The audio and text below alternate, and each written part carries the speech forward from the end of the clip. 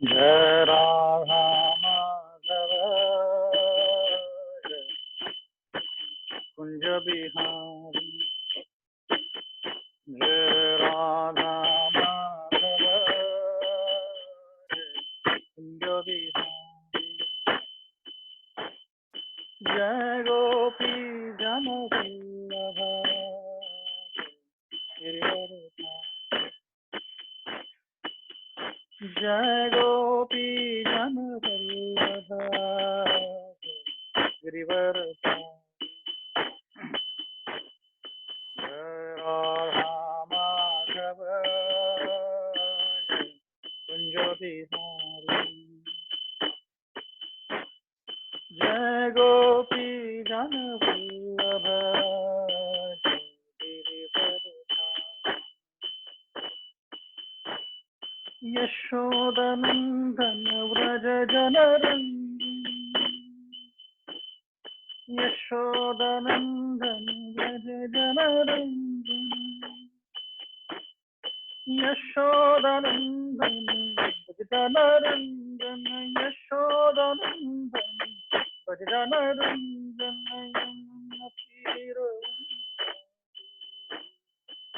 यमुना तीरवनचारी। जय राधा माधव जय कुंज बिहारी। जय राधा माधव जय कुंज बिहारी। यशोदनंदन व्रज जनरंजन। यशोदनंदन व्रज जनरंजन। यशोदनंदन व्रज जनरंजन। यशोदनंदन व्रज जनरंजन।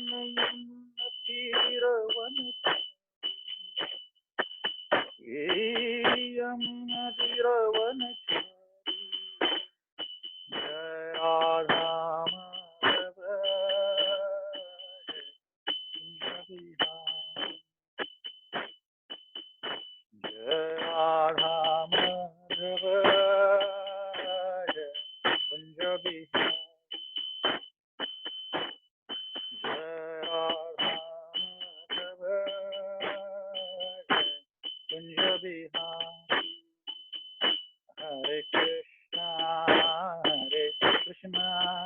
कृष्ण कृष्ण हरे हरे, हरे राम राम राम हरे हरे, हरे कृष्णा कृष्ण कृष्ण हरे हरे, हरे राम राम राम हरे हरे, हरे कृष्णा कृष्ण कृष्ण हरे हरे, हरे राम राम राम हरे हरे, हरे कृष्णा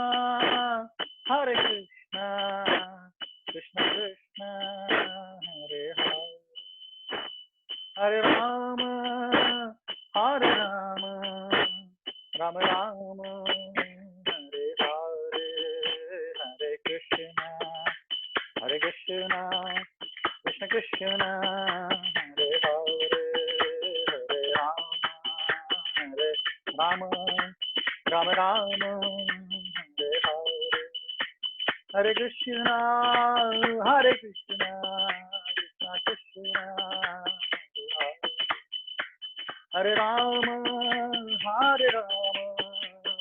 राम हरे हरे, हरे कृष्ण कृष्ण कृष्ण हरे हरे, हरे राम राम राम हरे हरे, हरे कृष्ण कृष्ण कृष्ण हरे हरे, हरे Ram Ram Ram Hare Hare, Hare Krishna, Hare Krishna, Krishna Krishna, Hare Ram, Hare Ram, Ram Ram, Hare Hare, Hare Krishna, Hare Krishna, Krishna Krishna, Hare Hare, Hare Ram, Hare Ram, Ram Ram, Hare Hare, Hare Krishna, Hare Krishna, Krishna Krishna, Hare Ram, Hare Ram, Ram Ram, Hare Hare, Hare Krishna, Hare Krishna, Krishna Krishna, Hare Hare, Hare Ram, Ram Ram, Hare Hare.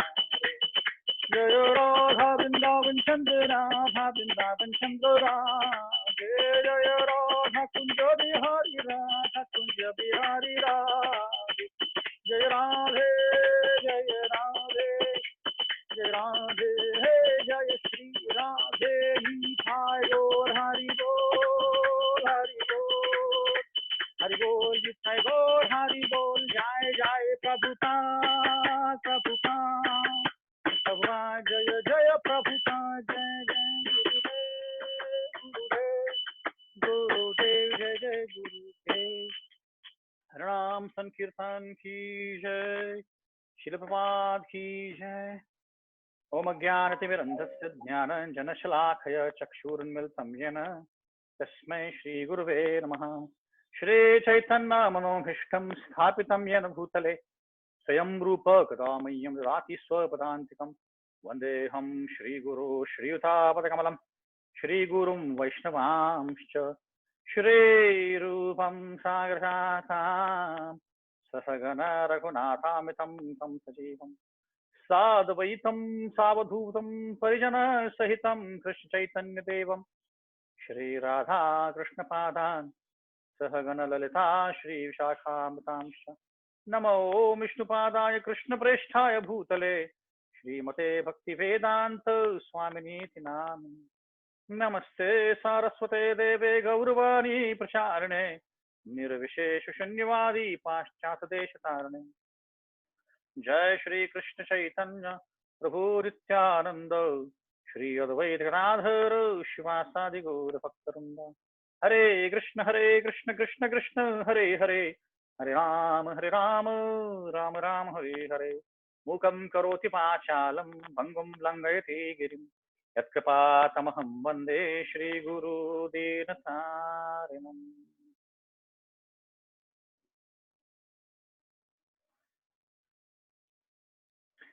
हरे कृष्ण। तो आप सभी का स्वागत है इस रविवार के भगवद गीता कक्ष में। मेरी आवाज ठीक से आ रही है? सबको सुनाई दे रही है? एक कोई कंफर्म कर सकता है?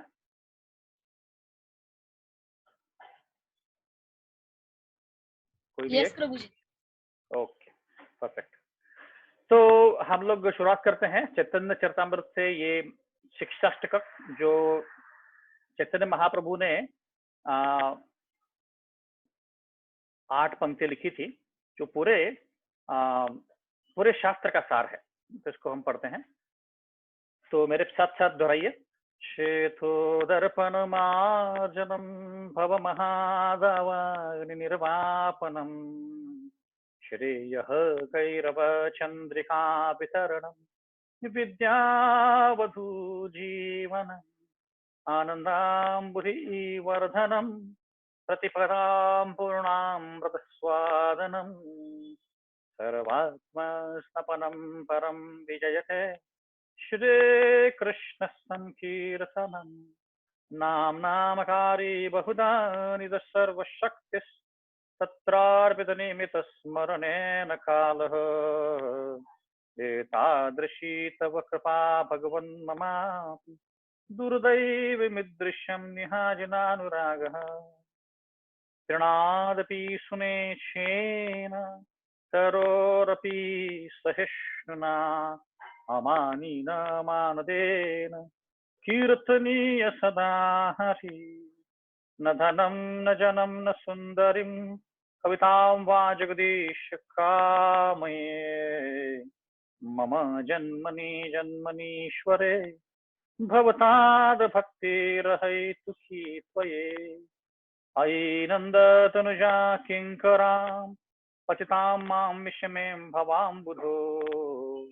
कृपया तव पादपङ्कज स्थितधूलिसदृशं विचिन्तयन् नयनं गलदश्रुधारया वदनं गद्गदुरुद्धया गिरा पुलकैर्निर्चितवपुकदा तव नाम ग्रहणे भविष्यति। युगायतं निमेषेण चक्षुषा प्रावुषायतं शून्यायतं जगत्सर्वं गोविंद विरहेण मे आश्लिष्य पादरतां नष्टुमाम् अदर्शमर्मता करोतु वा यथा तथा वा विद्यातुलं पटो मत्प्राणाथस्तु सेवना पर। हरे कृष्णा कृष्णा कृष्णा हरे हरे हरे राम राम राम हरे हरे। तो ये शिक्षाष्टकम, जैसे मैंने बताया कि चैतन्य महाप्रभु ने, जो कृष्ण भगवान खुद ही हैं, 500 साल पहले उन्होंने अवतार लिया था, तो तब ये लिखा था सबके कल्याण के लिए। तो अब तक हमने पहले 3 पंक्तियों का विश्लेषण देखा है, अभी चौथे पंक्ति की तरफ जाते हैं। चौथा पंक्ति है कि न धनम न जनम न सुंदरीम कविताम वा जगदीश कामये मम जन्मनि जन्मनीश्वरे भवताद भक्ति रहितु कितई। तो जैसे जैसे पंक्तियां बढ़ रही हैं वैसे वैसे जो भाव है भक्त का वो बढ़ रहा है। पहले वाली पंक्ति में भगवान बता रहे कि जैसे हम भगवान का नामस्मरण करते हैं हमारा हृदय जो है चेतो दर्पण मार्जनम, हमारे हृदय साफ हो जाता है और हमें जो कष्ट हो रहा है इस जीवन में, भव महादावाग्नि निर्वापनम, ये सब दूर हो जाता है। तो जैसे जैसे ये पंक्तियां आगे बढ़ रही हैं आप देख रहे हैं कि ये उसका भाव भक्त का एकदम उत्कंठित हो रहा है। दूसरे पंक्ति में लिख रहे हैं कि आपके कई सारे नाम हैं, राम कृष्ण अल्लाह गोविंद केशव, और इन सारे नामों में आपने अपनी शक्ति डाल दी है। नाम नामकारी बहुधा निज सर्वशक्ति तत्रार्पित नियमित स्मरणे निकालना, मतलब इसका कोई नियम नहीं है कि नहा के नाम लेना चाहिए, बाथरूम में नाम नहीं ले सकते हैं, सोते हुए नाम ले सकते हैं, चलते हुए नाम ले, ऐसा कुछ नहीं है, कभी भी आप नाम ले सकते हो। पर हम जैसे जीवों को वो उसका टेस्ट नहीं है, बिल्कुल टेस्ट नहीं है। तीसरे पंक्ति में लिखा तो उन्होंने बताया था कि तृणादपि सुने चेन तरो रिपविष्णा अमानि न मान देना कीर्तनीय सदारी। इसका मतलब है कि एक तृण की तरह हमें नम्र होना चाहिए और एक पेड़ की तरह सहनशील होना चाहिए, और हमें खुद के लिए कोई मान की अपेक्षा नहीं करनी चाहिए। अमान ही न मान देना, खुद के लिए कोई मान की अपेक्षा नहीं करके अरे मुझे सब नहीं पूछना चाहिए, मुझे हाँ करना चाहिए, ऐसे करना चाहिए वैसे नहीं, पर हमने दूसरों को मान देना चाहिए। ऐसा अगर हम करेंगे तो फिर हमें ये कृष्ण प्रेम मिलेगा और हम अच्छे से भगवान का को याद कर पाएंगे। तो तीसरी पंक्ति हमने चर्चा की थी पिछली बार। अब चौथी में बता रहे भगवान, न धनम, मुझे कोई इच्छा नहीं है पैसे की, न जन्म, मुझे ऐसा कोई इच्छा नहीं है कि मुझे अच्छे घर में जन्म मिले, न सुंदरिम, मतलब कि कोई अगर व्यक्ति है तो उसको सुंदर व्यक्ति से शादी करनी है, नहीं, ऐसी कोई इच्छा नहीं है। हाँ, न धनम न जन्म न सुंदरिम कविताम, कविताम मतलब कि लोग, ऐसा कोई इच्छा नहीं है कि मेरे पीछे पीछे लोग आए। तो आजकल ये यूट्यूब का जमाना आ गया है या इलेक्ट्रॉनिक जमाना आ गया है, तो लोग आजकल कोई भी उठ के वीडियो बना देता है और उसको यूट्यूब पे डाल देता है और देखता है कि कितने व्यूज आ गए, कितने लोग तुमको फॉलो कर रहे हैं, please share subscribe and like it, ऐसे बोलते हैं लोग। तो वहां पे भी लोगों को चाहिए कि मुझे मिलियंस फॉलोअर्स ने मुझे फॉलो करना, लाखों लोगों ने मुझे फॉलो करना चाहिए। तो वो हो गया कविताम, कि लोगों की इच्छा होती कि नहीं, मुझे लोगों ने बोलना चाहिए कि हाँ देखो आनंद जा रहा है, वो इतना फेमस है, उसके वीडियो लाखों में दिखे जाते हैं। तो ऐसा आजकल जमाना आ गया है, तो वो नहीं चाहिए मुझे। भगवान भक्त बोल रहे हैं कि मुझे नहीं चाहिए सब, ना ही धन चाहिए, ना ही जन्म चाहिए, जन्म मतलब उच्च खानदान में जन्म, ना ही मुझे सुंदर कोई लड़की या लड़का चाहिए, ना ही मुझे कविता चाहिए। कविता चाहिए मतलब मुझे कोई फेम नहीं चाहिए, मान नहीं चाहिए। जगदीश काम है, मम जन्मनि जन्मनीश्वरी, मुझे क्या करना है, हर जन्म भगवान की भक्ति करनी, वही मेरा एक इच्छा है और कोई इच्छा नहीं है। ऐसे भगवान भक्त बोल रहे हैं, चैतन्य महाप्रभु ये इस भक्त के रूप में बोल रहे हैं। I have no desire to accumulate wealth, nor do I desire woman, nor do I have any followers. I only want your causeless devotional service. इसको बोलते हैं अहेतु की भक्ति। अन्याभिलाषिता शून्यम ज्ञान कर्मादि अनावृतम अनुकल्येन भक्त सुक्तानि। अन्याभिलाषिता शून्यम ज्ञान कर्मादि अनावृतम अनुकूल्येन सुक्तानि। मैं लास्ट वाला लाइन भूल रहा हूँ। तो यहाँ पे रूप गोस्वामी बता रहे हैं नेक्टर ऑफ डिवोशन में, भक्ति रसामृत सिंधु में, कि भगवान के अनुकूल्येन अन्याभिलाषिता शून्यम मतलब क्या, कि कोई भी अभिलाषा के बिना हमें भगवान की भक्ति करनी। अन्याभिलाषिता शून्यम ज्ञान कर्म आदि अनावृतम, कोई भी इच्छा नहीं होनी चाहिए कि मुझे ज्ञान चाहिए, मुझे बहुत सारा पैसा चाहिए, मुझे मुक्ति चाहिए, ये कोई इच्छा नहीं है। गोपियों की इच्छा कहती है कि सिर्फ कृष्ण के साथ रहना है। तो ऐसी इच्छा के साथ भक्ति करेंगे तो क्या होगा, भगवान प्राप्त होंगे, वरना हमें भगवान प्राप्त नहीं होंगे, है ना। तो ये यहाँ इस लाइन में बता रहे हैं भगवान की, ऐसी भक्ति भगवान की करें कि जहाँ पे कोई भी इच्छा नहीं हो, ना धन की ना, क्योंकि धन तो मिलने वाला है, आपके जो नसीब में लिखा हुआ है, जितना कोटा है हमारा, उतने कोटा में जो जितना मिलना है उतना ही मिलने वाला है। आप कुछ भी प्रयत्न करो, बहुत ज्यादा कष्ट करो, बहुत जरा प्रयत्न करो, कुछ नहीं, उतना जितना मिलना है आपके नसीब में उतना ही मिलेगा। भगवान बोलते हैं नेक्टर ऑफ इंस्ट्रक्शन में, या एक रूप गोस्वामी ने और एक किताब लिखा है, तो उसमें भगवान बता रहे हैं, रूप गोस्वामी बता रहे हैं कि हर एक का कोटा डिफाइंड है। हाँ, हर एक का कोटा डिफाइंड है, उस कोटे के अनुसार आपको मिलने वाला है। इस जन्म में जितना सुख मिलने वाला है, जितना दुख मिलने वाला है, डिफाइंड है सब। आप कैसे डिफाइंड है, अपने कर्मों के अनुसार, और उतना ही हमको मिलने वाला है। कितना पैसे मिलने वाला है, कितना फेम मिलने वाला है, सब कुछ डिफाइंड है, आप उसको कुछ चेंज नहीं कर सकते। तो इसीलिए हमें उसके पीछे भागने की जरूरत नहीं है। जितना जीवन बिताने के लिए बेयर मिनिमम जिसको बोलते हैं हम लोग, उतना हमने कष्ट करना चाहिए और गाड़ी आगे बढ़ाना चाहिए। जो भी समय बचता है वो भगवान की भक्ति में लगाओ, बाकी कुछ काम नहीं करना है हमको, ऐसा भगवान बता रहे हैं। चलिए फिर अभी भगवत गीता की चर्चा को आरंभ करते हैं। तो हम 5वें अध्याय में है, अभी 5वें अध्याय की चर्चा कर रहे हैं, तो थोड़ा सा रिवीजन कर लेते हैं। तो 5वें अध्याय में भगवान निष्काम कर्म योग के बारे में बता रहे हैं। तो मैं थोड़ा सा एक रिवाइंड करके बताता हूं कि अब तक हमने क्या चर्चा की है। अब तक हमने चर्चा की है कि दूसरे अध्याय में भगवान सारे भगवत गीता का सार बता दिया भगवान ने, कि कर्म क्या होता है, आत्मा क्या होता है, फिर यह बता दिया कि ज्ञान क्या होता है, यह बता दिया कि सांख्य योग क्या होता है, कर्मकांड क्या होता है, पूरा समरी दे दिया। तीसरे अध्याय में कर्म योग के बारे में बताया कि कर्मकांड क्या होता है, कर्म योग क्या होता है, निष्काम कर्म क्या होता है। तो छोटे स्वरूप में एकदम संक्षिप्त रूप में बताया। उसके बाद भगवान ने फिर चौथे अध्याय में ज्ञान के बारे में बताया, आध्यात्मिक ज्ञान के बारे में बताया। आध्यात्मिक ज्ञान क्या होता है, क्योंकि आध्यात्मिक ज्ञान के प्राप्ति से बहुत कुछ हमारे कष्ट मिट जाते हैं, हम सही तरीके से आपका निष्काम योग कर्म योग कर सकते हैं, है ना। तो फिर अभी 5वें अध्याय में वापिस अर्जुन पूछ रहे हैं कि भाई मुझे करना क्या है, मुझे ये सब कुछ छोड़ देना है कि मेरा कर्म करना है, मैं इस युद्ध से भाग जाऊं कि मैं अपना कर्म करूं, बताओ मुझे क्या करना है।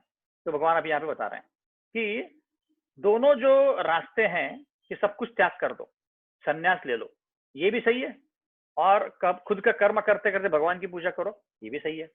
तो दोनों में से अच्छा कौन सा है, खुद के कर्म करते करते भगवान की पूजा करो, ये सबसे अच्छा है। क्यों, क्योंकि इसमें कम डिस्टर्बेंस है सोसाइटी में।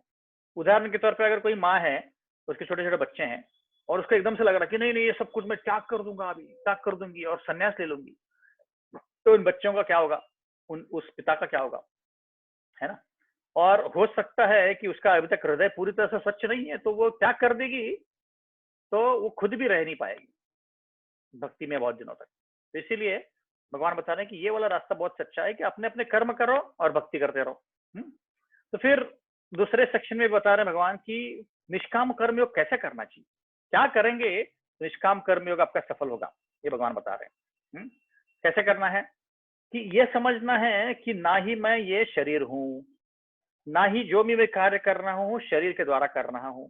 ये अगर समझेंगे हम तो हमारे जो कर्म है बहुत अच्छे से हम कर पाएंगे। तो ये वाले सेक्शन में बता रहे हैं भगवान। तो इसमें हमने काफी हद तक चर्चा की थी कि सांख्य योग क्या होता है, हम क्या करते हैं। तो इसमें चर्चा की भगवान ने काफी विस्तार में कि हम शरीर नहीं है और हम जो कर्म कर रहे हैं वो शरीर कर रहा है पर आत्मा डायरेक्ट इन्वॉल्व नहीं है। तो इसके हमने चर्चा की थी। उसके बाद तीसरे सेक्शन में अब भगवान बता रहे हैं, अब 7वें से 12 में और थोड़ा डिटेल्स है कि 7वें श्लोक में भगवान ने अभी तक बताया हमको कि आपको सारे जीवों को एक जैसा देखना है, अलग अलग नहीं देखना है। और फिर सारे जीव एक ही भगवान के, तो एक ही भगवान से आए हैं, भले ही हम उनको नाम अलग अलग देते हैं। कोई अल्लाह बोलता है, कोई जिहोवा बोलता है, कोई राम बोलता है, कोई कृष्ण बोलता है, बट आए तो भगवान एक ही भगवान से है। तो इसीलिए हमारे मन और इंद्रियों को काबू करके हमें अपना कर्म करना है, ये 7वें श्लोक में बताया था। फिर हमने उसमें चर्चा की थी कि विशुद्ध आत्मा, विजितेंद्रिय और जितेंद्रिय क्या होते हैं, विजित आत्मा क्या होता है। इसका मतलब है कि हमारा जो बुद्धि है, मन है, इंद्रिय है, उनको साफ करना है और उनको काबू में रखना है। काबू में रखना है मतलब क्या, बुद्धि, मन और हमारी इंद्रियां कई बार गलत चीज करने के लिए दौड़ती हैं, तो उनको पकड़ के रखना है बाजू में कि नहीं नहीं नहीं, गलत चीज मुझे नहीं करना है। तो अब तक हमने ये चर्चा की थी। फिर 8वें श्लोक में, 9वें श्लोक में हमने चर्चा की थी कि भगवान वहां पे बता रहे हैं कि सारे जब हम कार्य कर रहे हैं उसमें आत्मा जो है बिल्कुल भी इन्वॉल्व नहीं है। और हमने उसमें चर्चा की थी कि उसमें 24 एलिमेंट से ये पूरी सृष्टि बनी हुई है। 5 कर्मेंद्रिय, 5 ज्ञानेन्द्रिय, 5 5 मूल घटक जैसे भूमि, रापो, नल, वायु, अर्थ, वाटर, फायर, एयर, ईथर, और फिर 5 तन्मात्रा, तन्मात्रा मतलब सेंस ऑब्जेक्ट्स, और फिर 3 तन्मात्रा मतलब स्वरूप देखना, जैसे हमारे आंखें स्वरूप देखती हैं, हमारे कान जो है आवाज सुनती है, साउंड, है ना, और फिर हमारा जो जीभ है वो टेस्ट करता है, हमारा जो स्किन है वो टच करता है। ऐसे 5 तन्मात्रा है, 5 इंद्रिय हैं और 5 तन्मात्रा। तन्मात्रा मतलब सेंस ऑब्जेक्ट्स, जिनसे हम देखते हैं, सुनते हैं, टेस्ट करते हैं, टच करते हैं और सूंघते हैं। तो ये 5 प्रकार के सेंस ऑब्जेक्ट होते हैं। तो ये सब मिला के 20 हो गए। उसके बाद 3 सूक्ष्म धातु हैं जो हमारे शरीर में है। क्या है वो, मन, बुद्धि, अहंकार, तो 23 हो गए। और फिर 24वां है प्रधान। प्रधान मतलब जब सृष्टि का निर्माण हुआ तो भगवान ने, शंकरशन कारणोदक्षय विष्णु ने एक ऐसा गोला, बहुत बड़ा गोला बन गया था। किसका, भौतिक दुनिया का। आध्यात्मिक दुनिया एक अलग जगह है और उसके एकदम साइड में, कोने में एक भौतिक गोला बन गया था।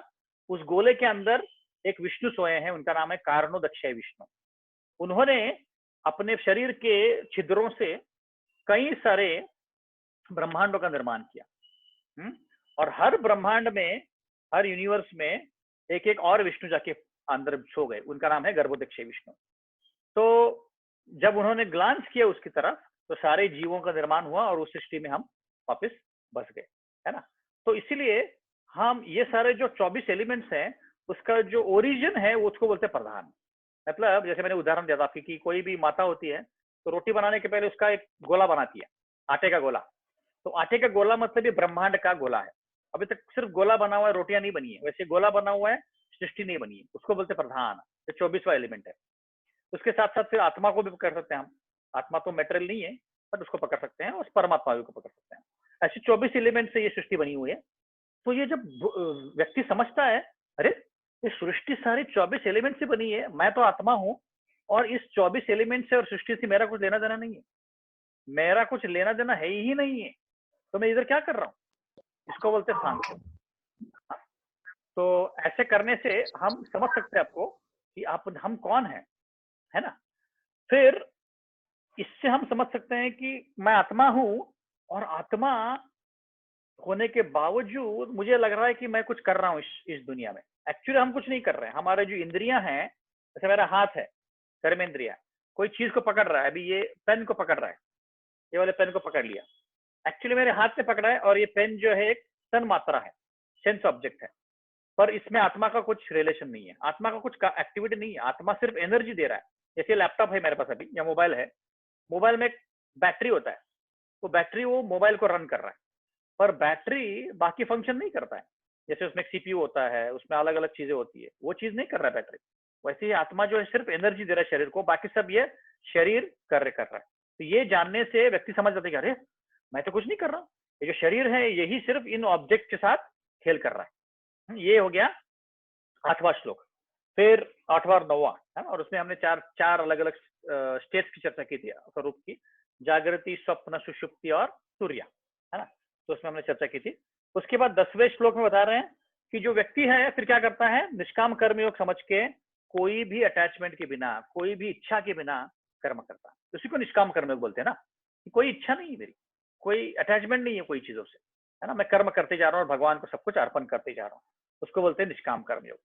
उसके बाद फिर 11वें श्लोक में बताते हैं भगवान कि ये व्यक्ति जो है सिर्फ अपने मन, बुद्धि और अहंकार को शुद्ध करने के लिए कर्म कर रहा है।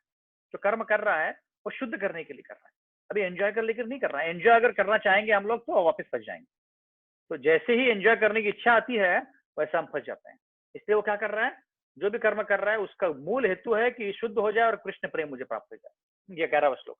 फिर 12वें श्लोक में हमने चर्चा की थी कि ये सब करने से, निष्काम कर्मयोग करने से, जो जो मैंने बताया, और कोई अटैचमेंट नहीं है, कोई भी इच्छा नहीं है, ऐसे करने से शांति प्राप्त होती है। सब लोग बोलते रहते हैं ओम शांति शांति शांति, सिर्फ बोलने से नहीं होती शांति।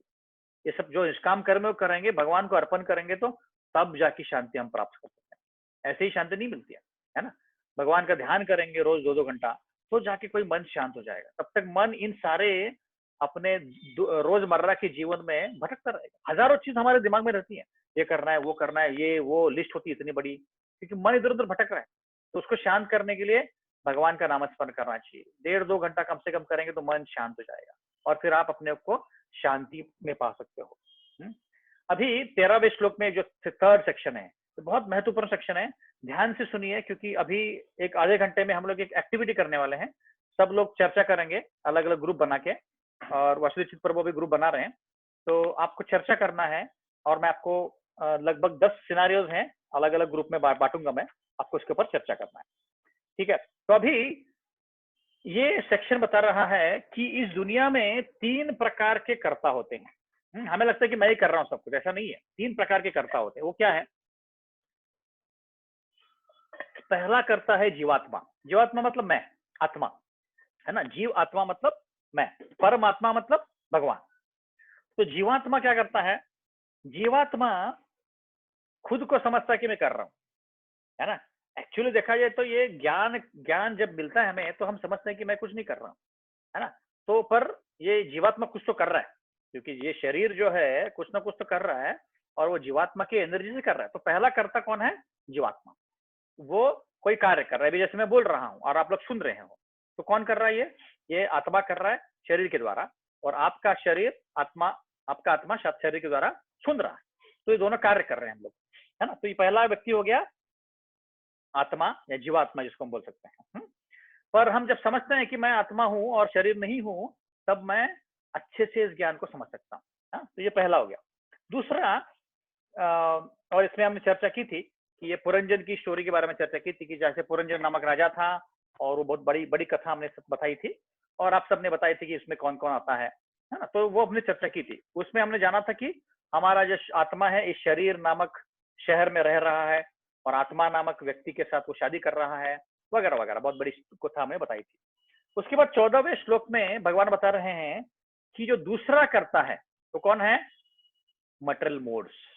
ये जो गुण है, अलग अलग भौतिक गुण है, ये भी ये कार्य कर रहे हैं। तो भौतिक गुण कौन से हैं? सत्व गुण, रजोगुण, तमोगुण, गुडनेस, पैशन, इग्नोरेंस। ये 3 अलग अलग प्रकार के गुण होते हैं। ये जो मटेरियल नेचर है भगवान ने बनाया है एक्सटर्नल, वो अलग अलग गुण डालते रहते हैं। कैसे समझेंगे इसको? जब सुबह हम उठते हैं, जल्दी उठेंगे तो फ्रेश समझते हैं हम, और सुबह सुबह उठ के भगवान का काम करते हैं, भगवान का नामस्मरण करते हैं, आरती करते हैं, पूजा करते हैं, उसको बोलते हैं गुडनेस, सत्वगुण। फिर दिन में हम कार्य करते, कर्म करते, कुछ करना है, उसको बोलते हैं पैशन या रजोगुण। और रात को सोने की इच्छा होती है, तो उसको बोलते हैं तमोगुण। रात में सारे तमोगुण की एक्टिविटी होते हैं, दारू पीने, जो लोग दारू पीते हैं या गलत काम करते हैं, है ना। मराठी में एक भजन भी है, उसमें से बताया गया है कि रात में सारे अंधेरे में काम होते हैं। देहाची तिजोरी भक्तीचाच ठेवा, उघडदार देवाता उघडदार देवा। उसमें से बताया कि देहाची तिजोरी मतलब ये देह है, तिजोरी है, और उसके अंदर भक्ति का बहुत बड़ी पूंजी है। तो तुम जब दरवाजा खोलोगे भक्ति करने से, तो ये पूंजी बाहर आएगी। तो बहुत बड़ा गाना है, वो भजन है। तो उसमें बहुत अच्छे से बताया है। तो उसमें बताया कि रात में सारे गलत काम होते हैं, चोरियां गलत रात में होती हैं, गलत सलत जो भी काम होते हैं रात में होते हैं, क्योंकि तमोगुण उसमें प्रभावित है। जैसे तो ये गुणों का हम पे असर होता है, कभी कभी हम खुश होते हैं, कभी गुस्सा होते हैं, कभी नाराज होते हैं, कभी सोने की इच्छा होती है, कभी बहुत कम करने की इच्छा होती है, क्योंकि ये तीनों गुण हम पे असर कर रहे हैं। हम उनसे भिन्न नहीं रह सकते हैं, इन गुणों से हम भिन्न नहीं रह सकते हैं। तो जिसको ज्ञान है उसको पता है कि मैं तो कर्म कर ही रहा हूं, मैं भी बोल रहा हूं, पर अब ये तीनों गुण भी कुछ काम कर रहे हैं। तो अभी तीनों गुणों के कारण अगर लेट से इंटरनेट चले गया, या तो मेरा माइक्रोफोन खराब हो गया, या मेरा लैपटॉप खराब हो गया, मैं कुछ नहीं कर पाऊंगा, है ना। तो ये तीनों गुण का भी असर होता है। कभी कभी हम लेक्चर आना चाहते हैं, बट कभी कभी आलस होता है कि नहीं नहीं पता नहीं, वही वही बोलते रहते हैं ये लोग, तो नहीं जाएंगे, क्योंकि तीनों गुणों का असर हो रहा है। वैसे हम हमारे ऊपर और हमारे कार्यों के ऊपर तीनों गुणों का असर होता है। जैसे मैंने एक उदाहरण दिया था कि मुंबई में हर साल 10 लाख बच्चे क्रिकेट खेलते हैं, अलग अलग ग्राउंड्स पे अच्छे से क्रिकेट खेलते हैं, पर उसमें से 1 या 2 या 3 बहुत गिने चुने लोग चुने जाते हैं इंडियन क्रिकेट टीम में। अब ऐसा नहीं है कि सबका टैलेंट नहीं है, सबके पास वही लगभग वही टैलेंट है, किसी का थोड़ा ज्यादा है, किसी का कम है, पर ये 3 या 4 लोग हैं, वही क्यों सिलेक्ट होते हैं? क्योंकि उनका नसीब है। बाकी सब में टैलेंट है बट नसीब नहीं है उनका साथ में। इसका मतलब क्या है? मैंने तो कर्म किया, मैंने तो सब कुछ प्रैक्टिस वैक्टिस किया अच्छे से, अच्छा टीचर रखा, पर सिलेक्ट क्यों नहीं हुआ? आपका कर्म नहीं है। आपका जो गुण है, तीनों गुण है, आपके ऐसा ऊपर ऐसा प्रभाव डाल रहे हैं आपके पिछले कर्मों के अनुसार, जिसके कारण आपका काम नहीं बन रहा है। ऐसे कई सारे लोग हैं जिनका काम बनता ही नहीं है, बहुत सारे पढ़े कर लेते हैं, बहुत कुछ करते हैं, बट वो काम नहीं कर सकते ज्यादा, क्योंकि तीनों गुण का असर है। तो ये दूसरा कर्ता हो गया। तीसरा कर्ता कौन है? तो इसमें हमने दूसरे कर्ते में हमने चर्चा की थी, वो एक पिक्चर दिखाया था मैंने आपको, कि अविद्या के कारण अब ये जीव है, ये शुद्ध है। एक्चुअली जैसे बारिश का पानी ऊपर से गिरता है आसमान से, तो वो शुद्ध होता है, पर जब जमीन पे गिरता है तो जमीन की धूल से वो खराब हो जाता है। वैसे ही जो आत्मा है भौतिक आध्यात्मिक जगत से आता है, तब तक वो शुद्ध होता है, पर जैसे ही इस भौतिक जगत में आ गया और इस दुनिया की 3 गुणों से के चक्कर में पड़ गया, तो वो खराब हो जाता है। उसमें अविद्या आ जाती है, जो ज्ञान है वो नष्ट हो जाता है। इसलिए इस अविद्या के कारण व्यक्ति क्या करता है? गलत काम करता है। तो पिछली बार हमने चर्चा की थी कि कुटम क्या होता है, बीजम क्या होता है, प्रारब्ध क्या होता है, अप्रारब्ध क्या होता है, आप लोगों ने बहुत अच्छे से आंसर दिया था, है ना। तो उसमें अगर व्यक्ति को ज्ञान ही नहीं है, या ज्ञान हो कि भी उसको नहीं करना है आगे, तो क्या करता है व्यक्ति? वो व्यक्ति फिर गलत काम करता है ना। तो ये हमने चर्चा की थी।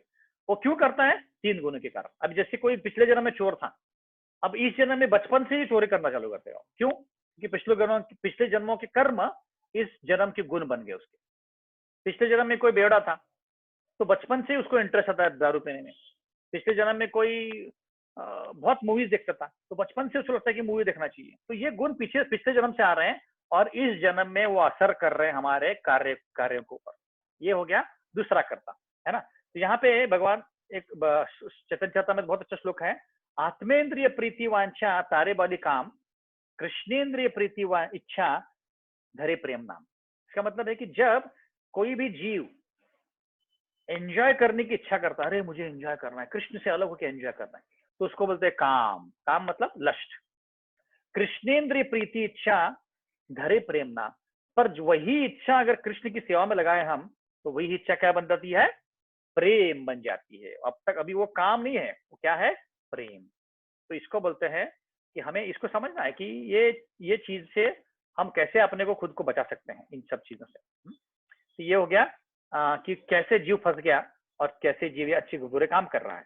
तो ये जो इच्छा बनती है हमारी हृदय में कि मुझे एंजॉय करना है, मुझे कुछ करना है, ये इच्छा एक्चुअली एक बीज की तरह बनती है, और उसका बहुत बड़ा पेड़ होता है। और एक ही इच्छा नहीं, ऐसे हजारों करोड़ों इच्छाएं हमारे मन में, और वो इच्छा अलग अलग पेड़ बनती है हमारे हृदय में।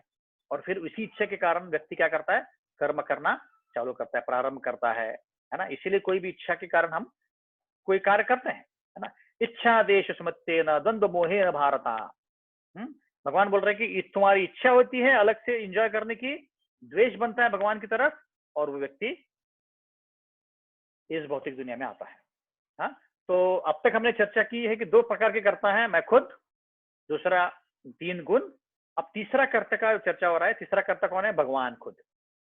मैंने इच्छा की कि मुझे एंजॉय करना, मुझे स्विट्जरलैंड जाना है, इच्छा की मैंने, है ना। अब 3 गुण भी प्रभावी है है ना। तो पहले भगवान उसको, उस इच्छा को सैंक्शन करते हैं। उपदृष्टा अनुमंता च भर्ता भोक्ता महेश्वर परमात्मेति चापि उक्त। भगवान बोल रहे हैं कि मैं तुम्हारी इच्छाओं को परमात्मा के स्वरूप में अप्रूव करता हूँ या रिजेक्ट करता हूँ। कोई मैनेजर होता है तो कोई किसी ने छुट्टी डाल दी है ना, तो उसकी इच्छा आइदर वो मैनेजर अप्रूव करेगा या तो रिजेक्ट करेगा, डिपेंडिंग अपॉन उसका काम कितना है ना। तो वैसे ही परमात्मा जो है इच्छा को अप्रूव करते हैं, रिजेक्ट करते हैं, डिपेंडिंग अपॉन की उसका कितना डिजर्व करता है, उसके कितने पुण्य है उसके पास, उसके अनुसार वो इच्छा को अप्रूव या रिजेक्ट करेगा, है ना। तो भगवान की इच्छा अगर वो भगवान अप्रूव करते हैं तो वो इच्छा उसकी पूरी हो जाएगी। मुझे स्विट्जरलैंड जाना है तो भगवान अप्रूव करेंगे कि भाई ठीक है जा सकता है तो मैं मेरे जाने का टाइम आएगा, मैं जा सकता हूँ। पर भगवान अप्रूव नहीं करेंगे तो कुछ ना कुछ बाधाएं आएंगी। आपका कोरोना हो जाएगा, उसके कारण हम जा नहीं पाएंगे, ऐसे बहुत सारी बाधाएं आती है ना।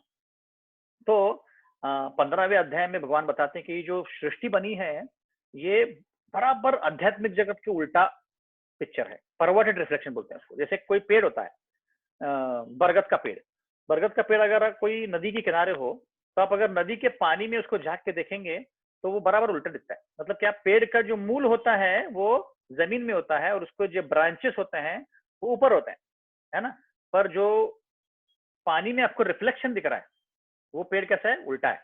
पानी में आप देखेंगे तो उसका जो टहनियां हैं वो नीचे दिख रही हैं और उसके जो मूल है वो ऊपर दिख रहा है। तो ये जो नदी के किनारे जो पेड़ है ये आध्यात्मिक जगत है, और जो पानी में रिफ्लेक्शन दिख रहा है वो क्या है, वो भौतिक जगत। एग्जैक्टली अपोजिट है। आध्यात्मिक जगत में प्रेम है, यहाँ पे काम है। आध्यात्मिक जगत में सारे लोग बिना अन्याभिलाषा शून्यम है, मतलब कोई भी इच्छा के बिना कर्म कर रहे हैं। यहाँ पे क्या कर रहे हैं लोग, यहाँ पे सिर्फ कोई इच्छा चाहिए, मुझे चाहिए मुझे चाहिए कर रहे हैं। वहां पे सिर्फ सेल्फलेसली कर रहे हैं काम, यहाँ पे सेल्फिशली काम कर रहे हैं, बराबर उल्टा है। तो ये उसको भगवान ने एक पेड़ का स्वरूप बताया है 15वें अध्याय में, आप पढ़ सकते हो, है ना। तो ये अब तक हमने देखा।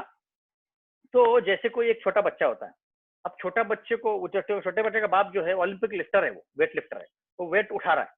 तो उसको देख देख के बच्चे को लगता है अरे मुझे भी उठाना चाहिए। तो वो क्या करता है, वो भी जाके उधर ऐसे उठाने का प्रयत्न करता है, वो बहुत हेवी होता है। तो बाप क्या करता है, पीछे से आके हल्के से हाथ ऊपर करता है। तो बच्चे को लगता है अरे मैंने उठा लिया उठा लिया, पर एक्चुअली किसने उठाया, पिता ने उठाया। पर वो बच्चे को लग रहा है कि मैंने उठाया। वैसे ही हम इच्छा करते हैं और हम करने की कुछ प्रयत्न करते हैं, है ना, कुछ बनाने का प्रयत्न करते हैं। पर जब तक भगवान उसको अप्रूव नहीं करते और तीनों गुणों को ऐसे सम्मिलित नहीं करते, तब तक क्या होगा, गाड़ी आगे नहीं बढ़ेगी, तब तक वो चीज बनेगी नहीं। ये हमें समझना चाहिए, है ना। तो ये तीन कर्ता को अगर हम अच्छे से समझेंगे तो हमारे जीवन में दुख कभी नहीं होगा।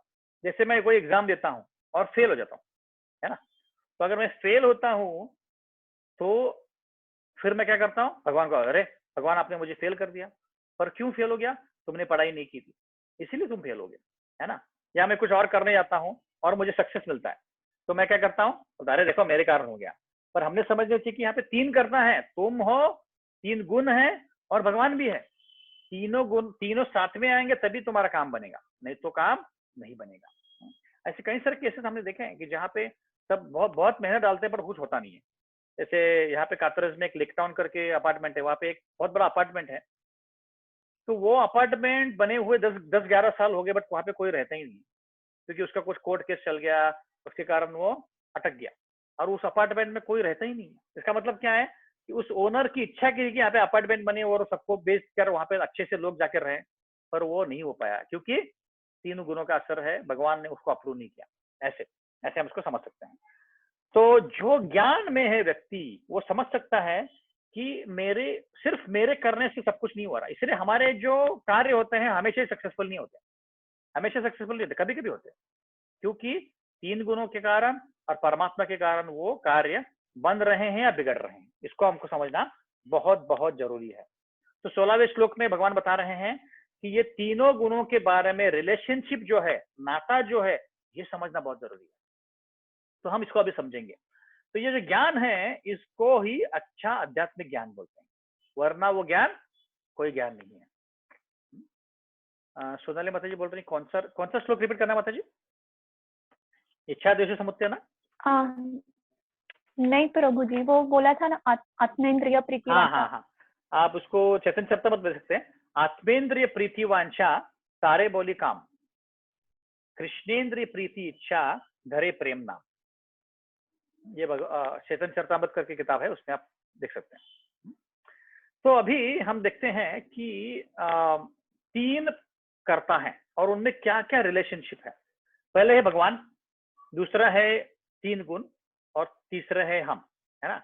अभी आपको मुझे बताना है कि हमारे और भगवान के बीच में क्या नाता है, भगवान के और 3 गुणों के बीच में, या हम 3 गुणों को अभी के लिए प्रकृति बोलते हैं, है ना। एक देखते मैं इसमें यहाँ पे डायग्राम डाल सकता हूँ क्या, तो थोड़ा सा अच्छे से मैं समझा पाऊंगा।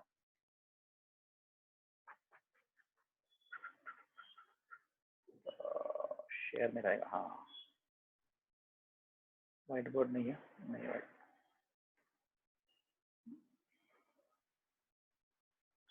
एक मिनट, यहाँ पे मैं देखता हूँ कुछ ड्राइंग कर सकते हैं क्या हम लोग उसके।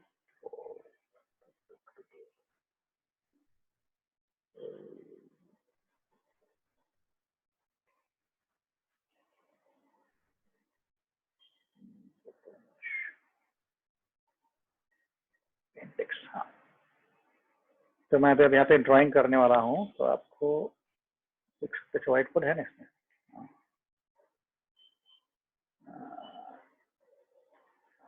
ओके, व्हाइट बोर्ड दिख रहा है, कुछ तो दिख रहा है ना स्क्रीन पे। यस प्रभु। हाँ प्रभु जी। ओके, तो अभी हम लाइन ड्रॉ करते हैं। ये एक लाइन ड्रॉ हो गया, दूसरा लाइन,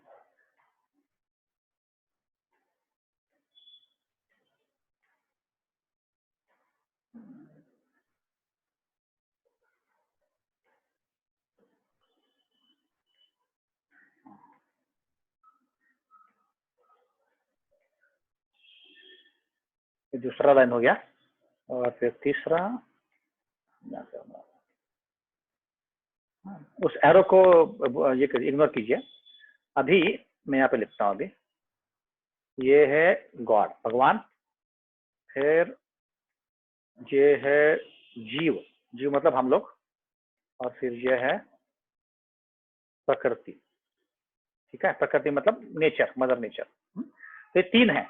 अभी आपको बताना है कि ये भगवान और प्रकृति के बीच में क्या नाता है, तो ये बता सकता है भगवान और प्रकृति के बीच में क्या नाता है। भगवान की शक्ति है। माधुरी माता जी, आपका आवाज ब्रेक हो रहा है। प्रभु जी मैं बताऊं, हर्षा माता जी बताइए, बोलिए। भगवान वो श्लोक है ना, मैया अध्यक्षेण प्रकृति, तो प्रकृति के वो अध्यक्ष हैं, उनके अध्यक्षता में प्रकृति काम करती है। ओके ओके, ठीक है। तो बेसिकली यहाँ पे हम बोल रहे हैं कि भगवान ये प्रकृति को बनाते हैं, हाँ? और प्रकृति किसके कंट्रोल में है, जीव के कंट्रोल में है कि भगवान के कंट्रोल में है? भगवान के कंट्रोल में, हाँ, है ना। तो जो प्रकृति है वो भगवान के कंट्रोल में है, प्रकृति भगवान के अनुसार चलती है।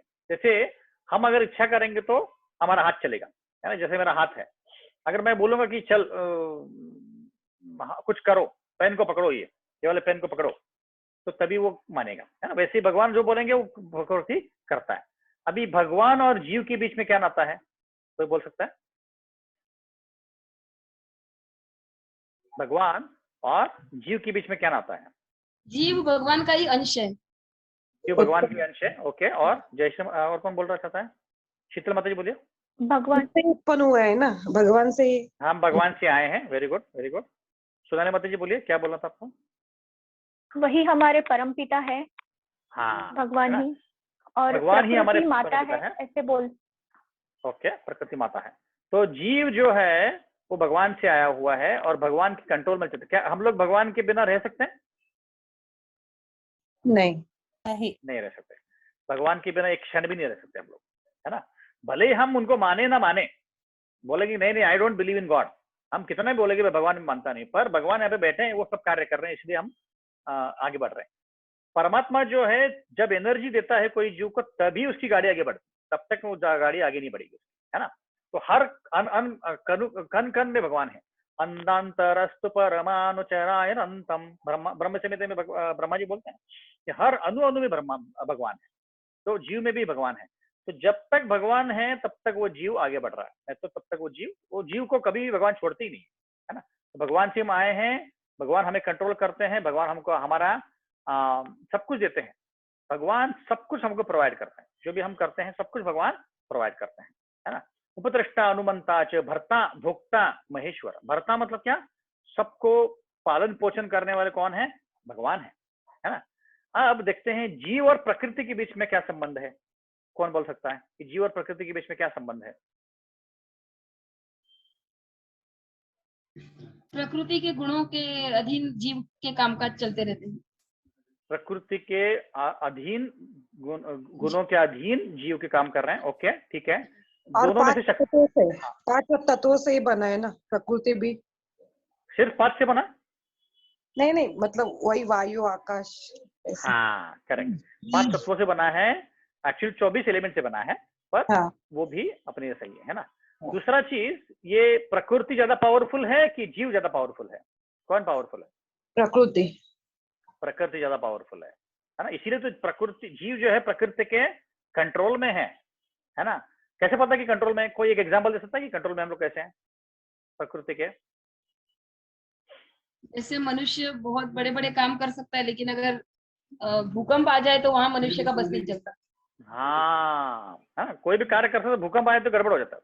अभी पैंडेमिक है तो हड़बड़ा गए सब लोग, है ना। या तो हमें जबरदस्ती मृत्यु को पाना पड़ता है ना। हमारी इच्छा तो नहीं होती कि हमें मरना है, पर मरना तो सबको पड़ता है। हम जबरदस्ती जन्म लेना पड़ता है, जबरदस्ती बूढ़ा होना पड़ता है, जबरदस्ती हमें रोग हो जाता है। हमारी इच्छा नहीं होती कि हमें रोग हो जाए, बट हो जाता है ना।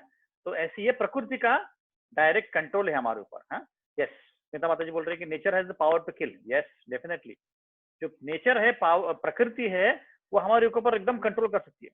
तो एक मुझे बात बताइए, अभी जो भगवान है वो आध्यात्मिक है कि भौतिक है, स्पिरिचुअल है कि मटेरियल है। आध्यात्मिक आध्यात्मिक आध्यात्मिक है, ओके।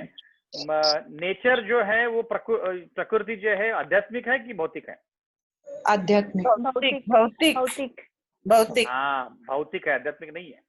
नेचर जो है वो आध्यात्मिक नहीं, भौतिक है, ठीक है। अभी जीव क्या है, आध्यात्मिक है कि भौतिक है। भौतिक भौतिक भौतिक है, दोनों भी है, दोनों भी है। दोनों भी है। दोनों रहेगा। आध्यात्मिक है, भौतिक भौतिक आवरण चढ़ा हुआ है। दोनों ही रहेगा, क्योंकि हाँ, भौतिक का आवरण रहता है उसके ऊपर। उसमें भौतिक क्या पर आवरण है, मूल- वो है आध्यात्मिक। मूल स्वरूप में जीव क्या है, आध्यात्मिक है कि भौतिक है। आध्यात्मिक है। आध्यात्मिक आध्यात्मिक हाँ, आध्यात्मिक। मूल स्वरूप में जीव आध्यात्मिक है ना। अभी इसके आगे अगर मैं प्रश्न पूछेंगे तो आपका हाथ ऊपर करना है, क्योंकि साउंड इफेक्ट आ रहा है अलग अलग प्रकार के। तो जो जीव है, जीव जो मूल स्वरूप में आध्यात्मिक है, पर अभी भौतिक कैसे बन गया, किसी को प्रश्न उत्तर पता है, हाथ ऊपर करना है अगर आपको उत्तर पता है तो। क्या सोनाली माता जी, प्रभु जी रिपीट। हाथ जो ऊपर करेंगे उनको उत्तर देना है। हाँ सोनाली माता जी बोली। जैसे अभी आपने बोला ना कि बारिश होती है तो बारिश पानी निकलते वक्त वो शुद्ध रहता है, लेकिन करेक्ट, जमीन पर आते आते वो अशुद्ध बनता है। तो वैसे ही जीवात्मा जो है वो आध्यात्मिक है, लेकिन भौतिक जगत में आने के बाद उसके ऊपर आवरण बन जाता है, लाइक मन बुद्धि अहंकार और बाकी जो है लेयर, स्थूल शरीर मिलता है ये। तो फिर उसकी वजह से अविद्या आ जाती है। करेक्ट। तो जीव जो है मूल स्वरूप में आध्यात्मिक है, बट प्रकृति के एसोसिएशन में आने के कारण वो क्या बनता है, उसके ऊपर कवरिंग आ जाता है, इसीलिए वो दोनों बन जाते हैं। शरीर, आत्मा शरीर के अंदर है, बट शरीर भौतिक है, मटेरियल है। वेराज प्रकृति मूल स्वरूप में मैटर है और भगवान जो है मूल स्वरूप में आध्यात्मिक। तो ये 3 कनेक्शन अगर हम जानेंगे, इसका मतलब क्या है कि हमारे ऊपर भगवान का कंट्रोल है, हमारे ऊपर प्रकृति का कंट्रोल है, और भगवान प्रकृति को भी कंट्रोल करते हैं। इसका मतलब सर्वश्रेष्ठ कौन है, प्रकृति की भगवान। हाथ ऊपर करना है। भगवान। हाँ भगवान हाँ भगवान है ना। सबसे श्रेष्ठ कौन है, भगवान, क्योंकि वो जीव को भी कंट्रोल करते हैं और प्रकृति को भी कंट्रोल करते हैं, नेचर को कंट्रोल करते हैं दोनों। सो इसलिए हम जो बोलते हैं कि अरे नेचर ने किया है, नेचर मतलब किसने, ये भगवान का नेचर है, भगवान ने सब कुछ किया है, इसलिए हम इसको देख सकते हैं। तो ये हो गया, ये सही ज्ञान है कि मैं जीव हूँ, आध्यात्मिक हूँ, तो भगवान से आया हूँ, पर प्रकृति में उस पर हावी है क्योंकि मैंने भगवान के साथ विद्रोह किया है। इच्छा द्वेष समुत्थेन द्वंद्व मोहेन भारत, कि मैंने इच्छा की कि मुझे अलग से रहना है, इसलिए मैं यहाँ पे आ गया। तो ये अगर हम जानेंगे ट्रायंगल, तो हम इसको अच्छे से समझ पाएंगे कि यहाँ पे क्या चल क्या रहा है, इतने सब गड़बड़ क्यों हो रहा है, और हम इसको अच्छे से उसको समझ पाएंगे। विद्या मतलब इसको समझना है, अविद्या मतलब ये ज्ञान नहीं होना। कितना भी आप physics, chemistry, biology, artificial intelligence, जो भी भौतिक ज्ञान ले लें, पर ये ज्ञान नहीं है तो जीरो ज्ञान है। और इसका ज्ञान है और बाकी का नहीं तो भी ठीक है, पर ये ज्ञान सही में विद्या है। अविद्या मतलब इस चीज को समझना नहीं। सब बोलते मैं कर सकता हूँ, मैं कर सकता हूँ। अरे भाई तुम कहीं पूरी तरह से नहीं कर सकते, क्योंकि तुम करता नहीं हो पूरी तरह से। भगवान और प्रकृति दोनों मिला के कर्ता बनते हैं, तीनों मिला के कर्ता बनते हैं। इसीलिए जो लोग इस ज्ञान को जानते हैं वो विद्या में हैं और वो खुश रहते हैं। जो लोग इसको नहीं जानते हैं वो अविद्या में हैं, दुखी रहते हैं। हाँ, तो यही कारण है जिसके कारण इस दुनिया में लोग दुखी हैं। उनको पता ही नहीं है कि सब कुछ ये गड़बड़ हो रहा है, कि हम भगवान की इच्छा के अनुसार नहीं जा रहे हैं, उल्टा जा रहे हैं। भगवान चाहते हैं कि आप धर्म का पालन करो, हम नहीं कर रहे हैं। भगवान चाहते हैं कि हम सारे जीवों को एक तरह से देखें। अब 18वें श्लोक में आएगा, विद्या विनय संपन्ने ब्रह्मणि गवि हस्तिनी शुनि चैव स्वपाके च पंडित समदर्शन। एक पंडित सबको सेम दिखता है, पर हम नहीं देख रहे क्योंकि हमें इस ज्ञान का अभाव है। हाँ, इसलिए हमको लगता है कि मैं पाकिस्तानी से झगड़ा करूंगा, चाइना से झगड़ा करूंगा, अमेरिका के साथ फ्रेंडशिप करूंगा। क्यों? क्योंकि हम इस ज्ञान को जानते नहीं कि सब लोग भगवान से ही आए हैं, तो ये झगड़ा करने की जरूरत क्या है ना। ऐसे तो ये तीन चीजों का ज्ञान मतलब एक्चुअली इसको हम MSc भी बोल सकते हैं। तो उसको मैं आपको टाइटल देता हूँ MSc का। कहाँ गया ये? हाँ, मैटर, MSc सोल और कंट्रोलर, ऐसे आप याद कर सकते हैं उसको। MSc मैटर मतलब प्रकृति, सोल मतलब आत्मा, और कंट्रोलर मतलब भगवान। MSc डिग्री की वजह से होती है ना, वैसे MSc हम याद कर सकते हैं उसको। ये तीन का ज्ञान मतलब सही ज्ञान है, बाकी सब ज्ञान जीरो है ना। तो इससे हम क्या सीख सकते हैं कि भाई मुझे इस दुनिया के साथ कुछ रिलेशनशिप नहीं है, यहाँ का कुछ ओरिजिनल नाता नहीं है, ये तो टेम्पररी जगह है, मैं कोई कारण से यहाँ पे आया हूँ। तो इन सारी चीजों से मुझे डिटैच रहना है, बिल्कुल आसक्त नहीं बनना है।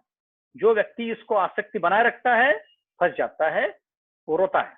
जो व्यक्ति आसक्त नहीं होता है वो खुश रहता है ना।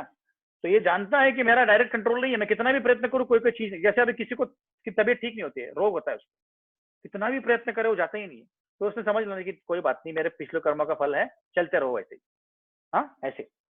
पर जो सही विद्या वाला व्यक्ति है वो जानता है कि ये भगवान से आया है, इसलिए मैं भगवान की भक्ति करते रहूं, बाकी सब जाओ, कुछ को प्रॉब्लम नहीं। ऐसे, ठीक है।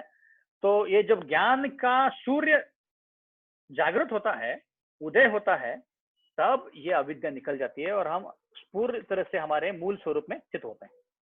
ठीक है। तो अभी हम क्या करने वाले हैं, अभी अगला जो सेक्शन है ये हमें बताने वाला है कि कैसे हम इस ज्ञान में स्थित होके मोक्ष को पा सकें, है ना।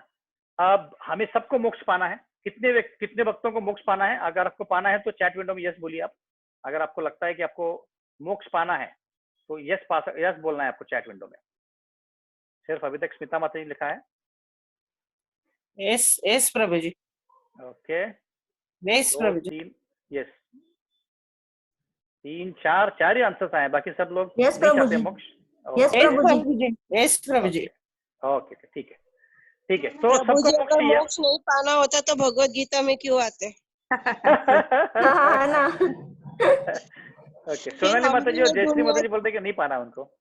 तो मोक्ष पाना मतलब हम इन सब चीजों से बाहर निकलना चाहते हैं, है ना। हम लोग जाना चाहते हैं जहां से हम आए हैं, भौतिक जगत से निकल के आध्यात्मिक जगत जाना चाहते हैं। इससे हमें वो चाहिए कि हम फिक्स हो जाए। तो अभी हम लोग एक एक्टिविटी करने वाले हैं। तो मेरे पास वासुदेव चित्त प्रभु ने ग्रुप बनाए हैं, 4 ग्रुप बनाए हैं। तो अभी हम उसका ग्रुप बनाने वाले। तो आपको बताता हूँ कि क्या करने वाले एग्जैक्टली हम लोग। आपको मैं 4 ग्रुप है तो 8 विषय है हमारे पास। तो हर एक ग्रुप को 2-2 विषय मिलेंगे। हाँ, और कौन से ग्रुप है मैं बताऊंगा अभी। 1 मिनट रुकिए। और अगर किसी का नाम उसमें नहीं है तो आप हमें बोल सकते हैं। और एकाध अगर कोई व्यक्ति नहीं है तो कोई चिंता मत कीजिए, कोई टेंशन नहीं है। मैं ग्रुप चैट विंडो में भेज रहा हूँ सबको। तो वैसे ग्रुप अभी यहाँ पे मैं भेज रहा हूँ। हाँ, तो सबको अभी दिख जाएगा। तो चैट विंडो में देखेंगे तो आपको आपका ग्रुप दिख जाएगा। तो पहला ग्रुप में अश्विनी माता जी हैं, हर्षा माता जी हैं, अनुराधा माता जी, चिराग विजेता माता जी, स्वाति माता जी और मालती माता जी। ऐसे अलग अलग 4 ग्रुप बने। 1-2 लोग ज्यादा कम हो तो चिंता मत कीजिए, कोई प्रॉब्लम नहीं है। तो आपको मैं इसी चैट विंडो पे अभी 2 विषय देने वाला हूँ। ग्रुप वन को हम बोलते हैं, यहीं पे लिखते रहता हूँ मैं, ग्रुप 1 4 लोग हैं ना, तो हम करते हैं कैसे करें इसको, 4 कृष्णा, ग्रुप 1 इज कृष्णा, ठीक है। ग्रुप 2 को हम बोलते हैं गोविंद, ग्रुप 3 को बोलते हैं केशव, और ग्रुप 4 को हम बोलते हैं मुरारी, ठीक है। तो मैंने भेज दिया आपको ग्रुप में, अब सबको दिख रहा है। ग्रुप 1 का नाम है कृष्णा, 2 का नाम है गोविंद, 3 का केशव और चौथे का मुरारी। अब सारे ग्रुप्स को मैं, कृष्णा ग्रुप को मैं पहले दे रहा हूँ क्या प्रश्न है, कि इंग्लिश में टाइप कर रहा हूँ, तो अगर आपको समझ में है तो पूछ सकते हैं। तो पहला प्रश्न है, पहला सिचुएशन है, तो आपको करना क्या है, मैं आपको हर एक को 2-2 सिचुएशन दे रहा हूँ, परिस्थितियां दे रहा हूँ। अब तक जो ज्ञान हमने पाया है, राइट, कि हम कंट्रोलर नहीं है, 3 करता है, उस ज्ञान का आप कैसे उपयोग करेंगे और उस सिचुएशन में, उस परिस्थिति में क्या करेंगे आप एग्जैक्टली, ये आपको बताना। तो पहला ग्रुप को माधवी माता जी का चौथा ग्रुप है, आपका वैष्णवी नाम डाला है क्योंकि आपके इसमें वैष्णवी लिखा था, चौथे ग्रुप में आप। ओके, तो पहला कृष्ण ग्रुप को मैं दे रहा हूँ कि आपको कोई इंसल्ट करता है, और दूसरा इंडिया और चाइना के बीच में वॉर है। ओके, तो ये कृष्ण ग्रुप का हो गया। अभी आपको डिस्कस नहीं करना है, मैं आपको बताऊंगा कब डिस्कस करना है। दूसरा ग्रुप गोविंद है, उसको मैं दे रहा हूँ कि कोई आपको चीट करता है, और दूसरा है कि इंडिया में पॉलिटिकल इंस्टेबिलिटी है, मतलब कि बहुत पॉलिटिकल प्रॉब्लम्स आ रहे हैं, तो उसको आप कैसे देखेंगे। ये गोविंद ग्रुप का हो गया।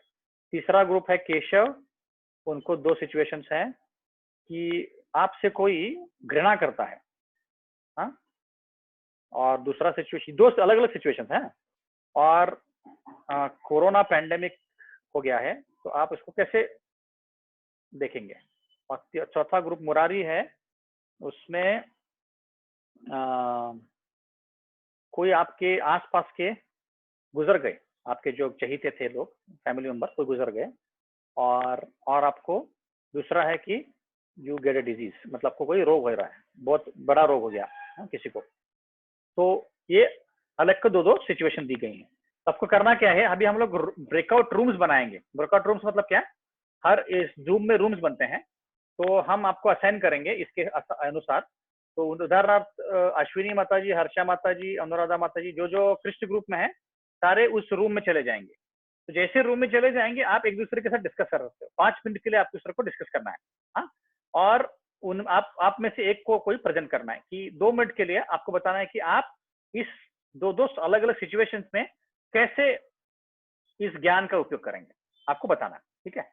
सिमिलरली दूसरे ग्रुप में पद्मजा माता जी, जयश्री माता जी, कल्पना माता जी, अवधेश प्रभु और रूपाली माता जी, ये पांचों लोग दूसरे ग्रुप में रहेंगे, गोविंद ग्रुप में, और वहां पे आपको ये चर्चा करना है। तो जैसे आप ग्रुप में जाएंगे, आपको दिखेगा अलग ग्रुप है, आप चारों ही है, 5 जो भी ग्रुप के हैं वो रहेंगे आपको मेंबर्स, और उसमें आप चर्चा करेंगे।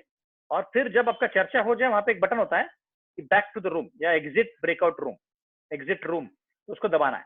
तो वापस आप जहां पे हम हैं अभी, वहां पे आ जाओगे, ठीक है। किसी को कोई प्रश्न है, कैसे करना है इसको?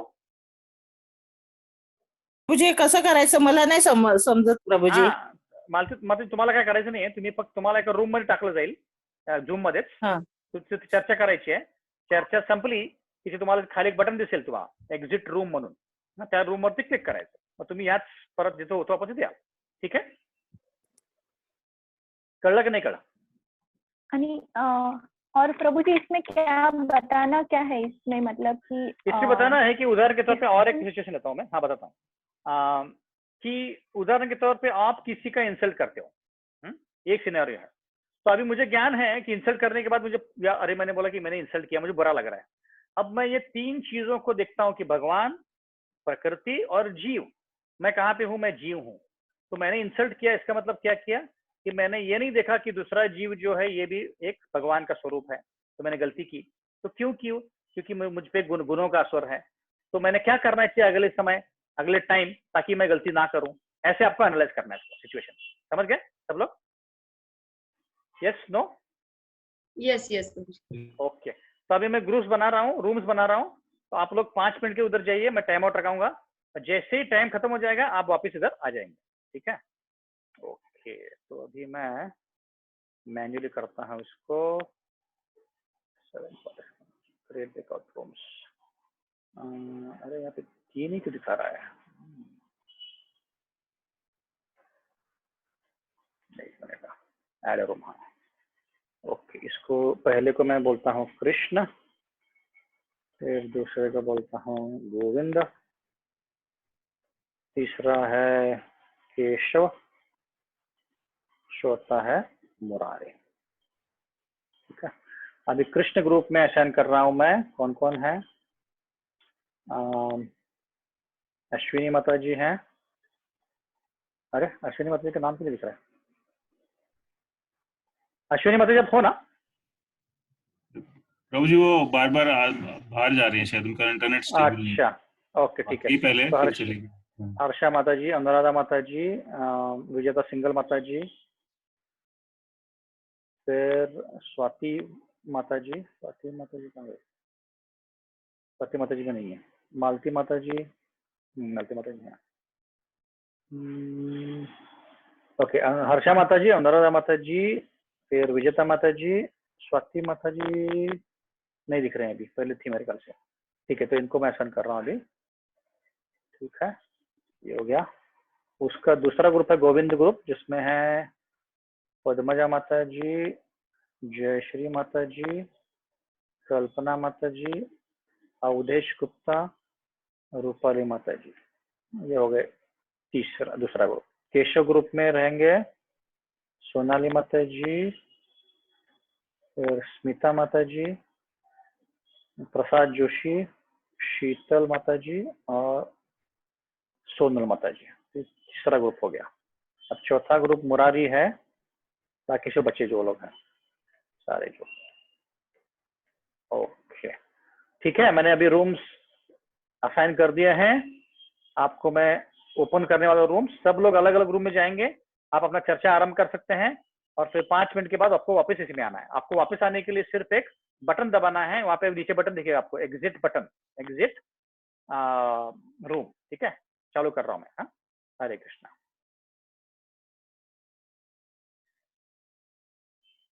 आपको ज्वाइन करना है। आपको एक रिक्वेस्ट आएगा, आपको ज्वाइन करना है।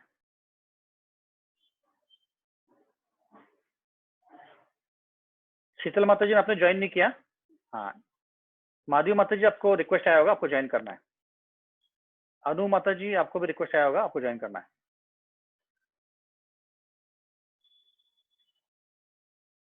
माधवी माता जी, मेरी आवाज आ रही है आपको? मालती माता जी, आपको एक रिक्वेस्ट आया, तुम्हारा एक रिक्वेस्ट आया सेल, तो ज्वाइन करा तुम।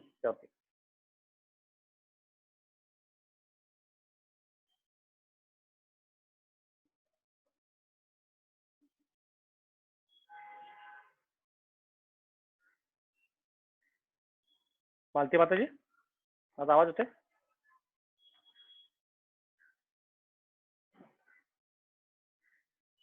अनु माता जी, आपका आवाज आ रहा है क्या? आपको ग्रुप में ऐड किया है तो आप अनअसाइंड। ओके ठीक है, हाँ ठीक है, सब लोग हो गए। ओके,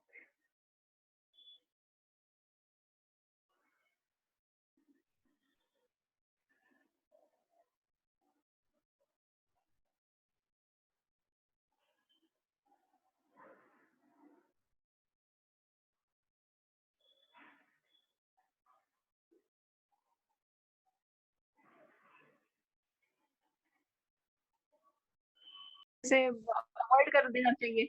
रिस्पॉन्ड तो हो जाता है। हाँ, कई बार अवॉइड सबको कर देना चाहिए, पर वो सबको क्लियर है ना क्या करना है? हरे कृष्णा, Yes, सबको yes. क्लियर है ना क्या करना है?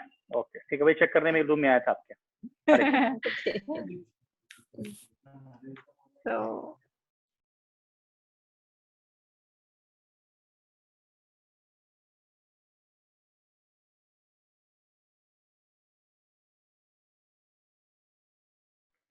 वाशिष्ठ प्रभु, यादव माता जी एक्चुअली ये नहीं कर रही, आपको पता है कि? नहीं, ये शारदा माता जी भी बाहर आ गई शायद, उनको फिर से रिक्वेस्ट भेजना पड़ेगा। शारदा माता जी कौन से ग्रुप में थी? ये फोर्थ, दोनों फोर्थ में है। फोर्थ, अच्छा मैं डालता हूँ तो फिर। अच्छा मुरारी में ना? हाँ, गई अनुमाता जी, गई शारदा हाँ गए, ठीक है। शारदा माता जी गई थी बाद में शायद, आई थिंक। हाँ नॉट जॉइन, मेरे को रिक्वेस्ट आया है, उनको ज्वाइन करना पड़ता है एक्चुअली इसमें। ठीक है, मैं अभी हर ग्रुप में जाके देखता हूँ सबको क्लियर है कि नहीं। आप भी ज्वाइन करके देख सकते हो डिस्कशन क्या चल रहा है। ठीक है। आपको बना दोगे, को-होस्ट में बना देता हूँ रुक जाए, तो आपको जा सकते हैं आप। ये अच्छा फीचर है ना, मुझे भी अभी रिसेंटली पता चला। हाँ हाँ, ओके गुड, अच्छा फीचर। राधे श्याम प्रभु ने, आप नहीं थे क्या स्लेट में? हाँ लास्ट स्लेट में नहीं थे आप। नहीं मैं नहीं था, वो हमारा एक्चुअली भक्ति शास्त्री चलता है सेम टाइम, अच्छा अच्छा अच्छा। भी स्टार्ट हुआ है। हाँ मैं एक बार देखता हूँ अभी ये गोविंद ग्रुप में क्या चल रहा है।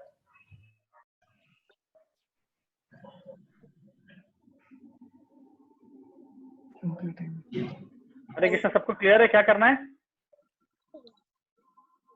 हरे कृष्णा, पद्मजा माता जी, कल्पना माता जी, आपको पता है क्या करना है? थोड़ा तो चर्चा, डिस्कस किए। हाँ चर्चा आरंभ कीजिए, खत्म कीजिए दोनों पॉइंट। हाँ ठीक है, हरे कृष्ण।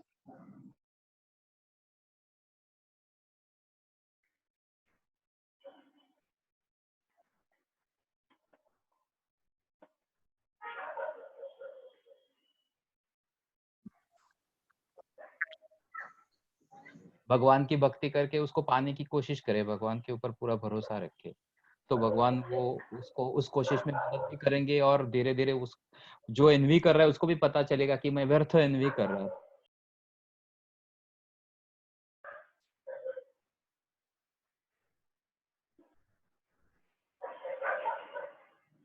हम जानते हैं, हम चैंटिंग करते हैं, हम चैंटिंग करते हैं तो जानते हैं कि we are not body, we are soul. और हमें जैसे कि स्पिरिचुअल मास्टर ने बोला है कि if you are chanting and following the 4 regulative principles, then you will definitely go to.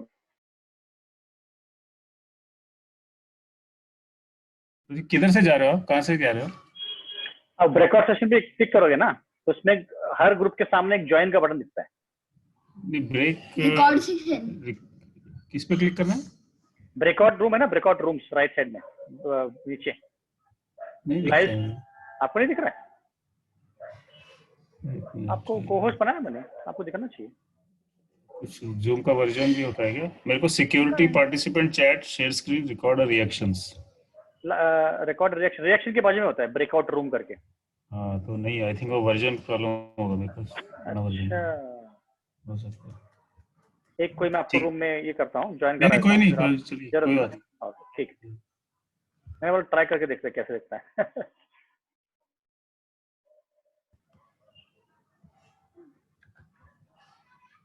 Baba co-host बनाओ। क्या बनाओ? कौन भूमन है क्या? भुवन आ गया से दूसरे से किया है लॉगिन भुवन करा प्रभु, मेरे क्या कर रहे हैं आप? बहुत दिनों से भुवन प्रभु, आपको वीडियो ऑन करो ना, बहुत दिनों से देखा नहीं भुवन प्रभु।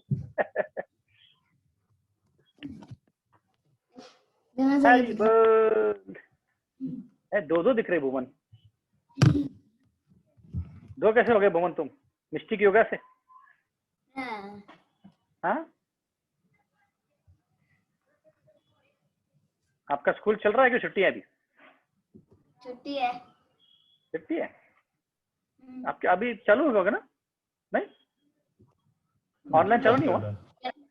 21st को हो रहा है। अच्छा 21st को हो रहा है। अभी एक बार हो चुका, उसके बाद अभी समर ब्रेक था, फिर अभी 21st से हाँ ओके ओके। हम मन्नू का एक्चुअली चालू हो गया संस्कृत स्कूल, वो एक अभी हाँ लास्ट वीक से चालू हो गया। हाँ ओके, चलो मैं इसका भी बंद कर देता हूँ, सबको भी बुला लेता हूँ ऑफिस। ठीक ठीक। अच्छा 60 सेकंड हमको दिए गए हैं, राइट। आ गए मतलब।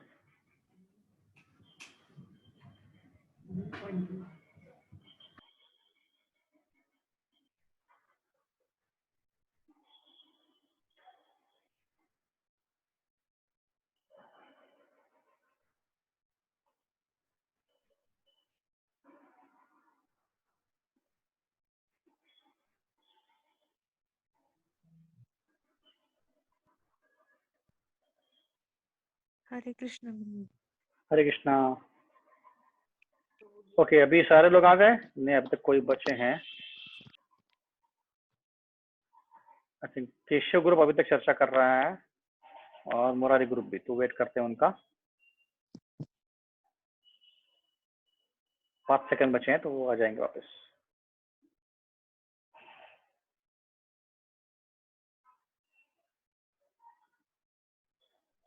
ओके, हरे कृष्णा सबको। तो सबको कैसा रखा डिस्कशन? अच्छा, प्रभु जी और थोड़ा सा टाइम मिलेगा तो बहुत नहीं अभी हमारा टाइम हो गया है। हाँ नहीं, अगले टाइम हम लोग अलग ग्रुप करेंगे क्योंकि हमारे पास कम टाइम है, अभी 5:30 बज गए ऑलरेडी, अपना टाइम खत्म हो गया। तो अगले टाइम थोड़ा और ज्यादा टाइम देंगे हम, थोड़ा सा ये ट्राई किया इस बार। ठीक है, सबको अच्छा लगा डिस्कशन? यस। ओके, तो अभी एक एक ग्रुप करके झट से प्रेजेंट करना है आपको, 1 मिनट में प्रेजेंट करना है, ज्यादा टाइम नहीं लीजिए। तो पहला ग्रुप था कृष्ण ग्रुप। कौन प्रेजेंट कर रहा है कृष्ण ग्रुप से? अनुराधा तुम करोगे या मैं करूँ? हाँ माता जी आप करो, हर्षदा माता जी आप करो। Yes yes. प्रभु जी, हमने जो इंसल्ट के बारे में ऐसा सोचा है कि जैसे कोई इंसल्ट करता है हमारी या हम किसी की इंसल्ट करते, तो सबसे पहली बात तो ये है कि हमें हमारे लिए लगता है वो इंसल्ट है या उसके लिए लगता है वो इंसल्ट है, पर एक्चुअल इंसल्ट क्या है वो किसी को पता नहीं। मतलब एक इंसल्ट की डेफिनेशन उसके लिए अलग है, इंसल्ट की डेफिनेशन हमारे लिए अलग है, और इंसल्ट की एक यूनिवर्सल डेफिनेशन अलग है। और दूसरा है कि अगर वो इंसल्ट करता है तो सबसे पहले वो शरीर का कर रहा है, हमें आत्मा का तो कोई इंसल्ट कर ही नहीं सकता। हम तो जीवात्मा है, आत्मा। तो आत्मा के लिए वो इंसल्ट नहीं है, बस शरीर के साथ अटैच होने के कारण आत्मा एक्सेप्ट नहीं कर पाता कि ये इंसल्ट हमारा है, हमारा नहीं है, ये ऐसा एक्सेप्ट नहीं कर पाता। आत्मा को लगता है कि ये मेरा ही इंसल्ट है। तो क्या करना चाहिए सिचुएशन में? इंसल्ट जब हो जाए आपका तो करना क्या चाहिए? जैसे अनुराधा माता जी ने बताया कि इग्नोर करना चाहिए, सबसे पहले तो इग्नोर करना चाहिए।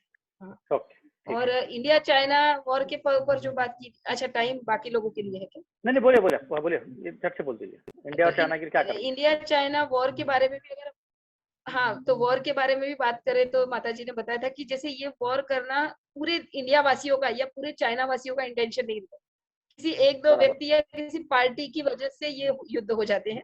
तो इसमें सारे लोग युद्ध के फेवर में नहीं है, ऐसा भी है। और ये युद्ध तो इंडिया वासी और चाइना वासी का है, और मनुष्य तो इंडिया वासी चाइना वासी है ही नहीं। मनुष्य तो एक जीवात्मा है जो इस सृष्टि पे आ चुका है। तो क्या करना चाहिए? रिएक्शन क्या होना? जैसे अभी इंडिया चाइना के ऊपर बहुत हंगामा चल रहा है, तो क्या करना चाहिए? एक अकेला व्यक्ति नहीं कर, जैसे हिंदी में एक कहावत है, अकेला चना भाड़ नहीं फोड़ सकता। तो वो वाली बात है। वो अकेला आप क्या करोगे? उदाहरण के ऊपर आपको अगर बहुत बार कोई लोग बोल रहे हैं कि नहीं, युद्ध का फेवर नहीं करूंगी, युद्ध का फेवर नहीं करूंगी, क्योंकि इतना बड़ा परम सृष्टि का नियंता बैठा है और हम एक छोटे से युद्ध से क्या बचा लेंगे? हाँ, तो आपको करना क्या है इसकी? फॉर उदाहरण तो पेपर में सब जगह आ रहा है, आपके फ्रेंड्स भी उसके बारे में बोल रहे हैं, तो आपको क्या करना चाहिए? हमें कितना समय देना चाहिए उसके लिए, मैं बोल रहा हूँ, कितना हमें अटेंशन देना चाहिए? क्योंकि हमारे पास जो टाइम है कम है। हम आध्यात्मिक तो उत्तर ये है कि हमने बहुत कम से कम टाइम उसमें देना चाहिए, ज्यादा टाइम नहीं बचना चाहिए, क्योंकि ये झगड़ा तो हमेशा चलता रहेगा। फैमिली में झगड़ा होता है, सोसाइटी में झगड़ा होता है, कंट्री में झगड़ा होता है, इंटरनेशनल में झगड़ा होता है। तो हमने ज्यादा ध्यान नहीं देना चाहिए, ज्यादा टाइम उस पर स्पेंड नहीं करना चाहिए। ये उसका उत्तर। ठीक है, बराबर, और उतना ही समय हमें भक्ति मिलेगा। यस, सब लोग तालियां दीजिए पहले ग्रुप को, कृष्णा ग्रुप को, बहुत अच्छे से बताया उन्होंने। अब दूसरा ग्रुप है गोविंदा। गोविंद से कौन प्रेजेंट कर रहा है? पद्मजा माता जी, जयश्री माता जी, कल्पना माता जी, अवधेश प्रभु और रूपाली माता जी। उसमें से कौन ग्रुप प्रेजेंट कर रहा है? प्रभु जी, पहले क्वेश्चन का आंसर कल्पना माता जी दे रहे हैं, सेकंड का रूपाली माता ji. Okay, perfect. Yes, Kalpana माता जी। प्रश्न था कि कोई चीट करता है तो कोई चीट करता है तो ये तो हमें ऐसा देखना है कि अगर वो हमें चीट कर रहा है तो वो औरों को भी चीट करेगा। तो वो ऐसा ना हो, उसको कंट्रोल में लाने के लिए हम पुलिस वगैरह में तो इन्फॉर्म करेंगे उसको, ताकि सजा मिले, वो वहीं पर स्टॉप हो जाए। पर फिर भी ऐसा हमसे हमारे हाथ में नहीं हो, मतलब नहीं हो पाता, हम उसको पकड़ नहीं पाते या कुछ भी उस पे एक्शन नहीं हो पाता, तो फिर हमें ये छोड़ के सोच देना चाहिए ये प्रकृति करवा रही है, मतलब प्रकृति द्वारा हो रहा है, या हमारे पिछले कुछ कार्मिक अकाउंट होंगे, या मीन्स हम एक लेवल तक, मीन्स जैसे आप हमें समझाते हो कि एक लेवल तक हमें बर्दाश्त कर लेना चाहिए, फिर कि हाँ ठीक है, कि वही चीज हमें सोचना चाहिए कि हाँ हम अब हमारे लेवल वो के बाहर है, ये हमसे नहीं हो रहा है, हमने उसको सजा देना चाहते थे पर नहीं हो पाया, वो भाग गया या समथिंग कुछ भी, तो फिर हमें अपना कर्म या प्रकृति का सोच के छोड़ देना चाहिए, फिर ठीक है, ये हमारे साथ चीट करता है तो ठीक है। Okay, very good. दूसरा कौन समझा रहा है? रूपाली माता जी बता रहे। हाँ, हरे कृष्ण प्रभु जी।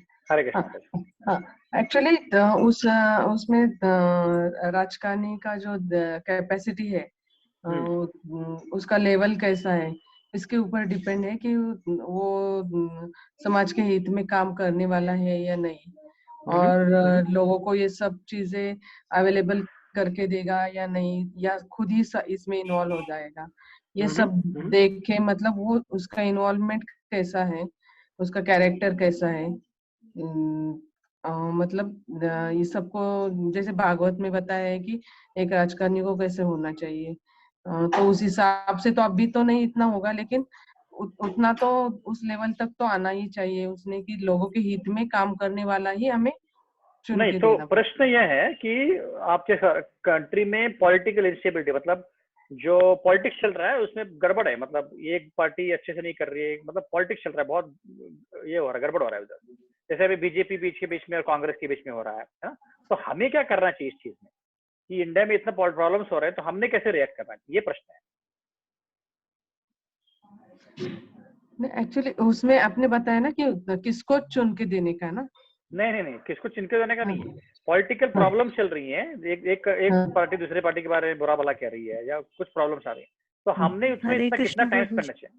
यस माता जी, कल्पना होती है। हाँ, एक्चुअली ये हमें छोड़ देना चाहिए उनके ऊपर ही, क्योंकि ये अपने आप में ही झगड़ा कर रहे हैं, तो इनको छोड़ के ही हम अपने कर्म करें।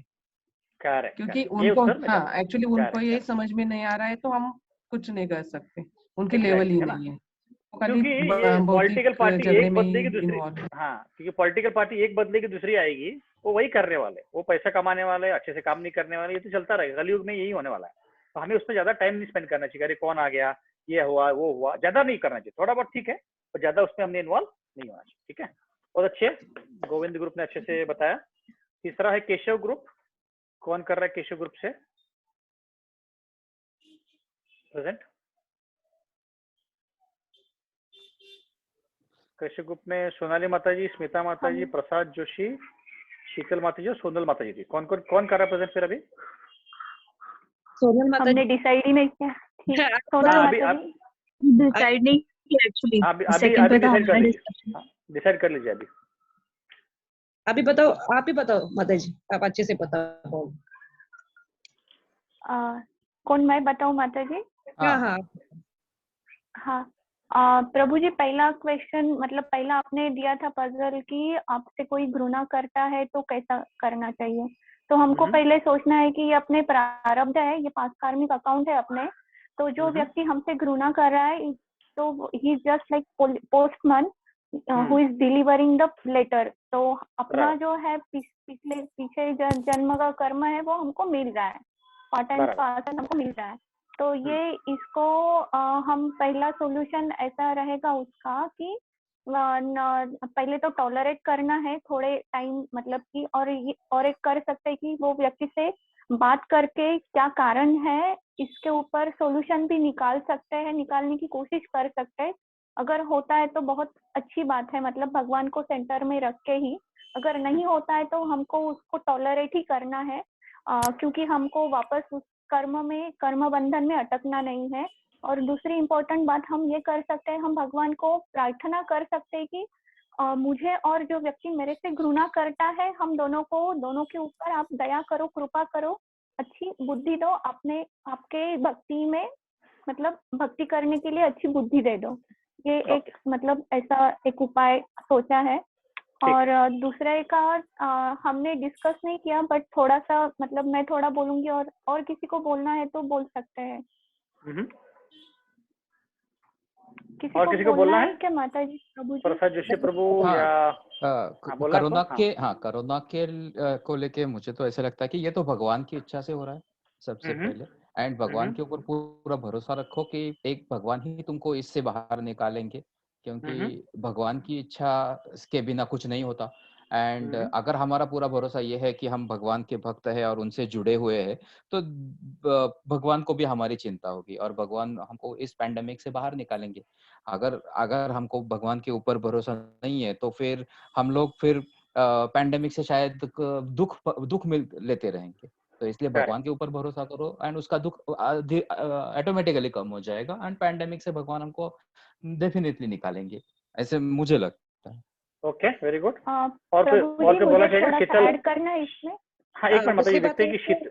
हाँ, वो सामने वाले का स्वभाव है, उसका जैसा स्वभाव है वैसा हम समझाने की कोशिश करेंगे। उसके बाद भी अगर नहीं हो रहा है तो उसके स्वभाव के ऊपर छोड़ के हम उसका रिएक्शन नहीं देने का, जो भी खुद को तकलीफ ना देख के शांत होके ज्यादा उसमें ना पड़ के अपना ज्ञान में। ठीक है, ठीक है। सोनल माता जी या स्मिता माता जी बोलना चाहती हैं आप? दोनों में से कोई? इसके पहले कि सोनाली माता जी कुछ लास्ट में बोले। सोनल माता जी या स्मिता माता जी? नहीं ना, ओके, ठीक है। हाँ, स्मिता माता जी कुछ टाइप किया है कि करुणा के लिए इट्स लॉर्ड करेक्शन ऑफ सृष्टि, we should continue our karma without this shift. Okay, very good. तो स्मिता माता जी बोल रही कि ये भगवान का दिया हुआ है, तो हमें अपना अपना कर्म करते जाना है, पर सेफ्टी हमें रखना है कि हमें कोरोना ना हो जाए, इतना तो हमें ख्याल रखना है। पर इससे हमें ये नहीं बोला अरे कोरोना हो गया, इतने मर रहे, क्या होगा, इतना हमें डरने की जरूरत नहीं है। जिसको जब मृत्यु जिसकी होनी है वो तो होनी ही वाली, उसको हम कोई टाल नहीं सकता। ठीक है, सोनाली मतलब आपको कुछ बोलना है?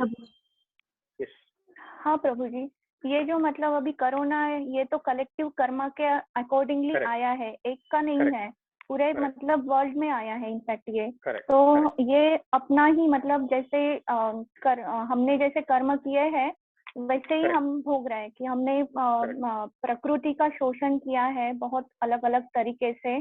बड़ी बड़ी बिल्डिंग, मतलब जो भी पोल्यूशन, प्लास्टिक, बहुत सारी चीजें गलत की है।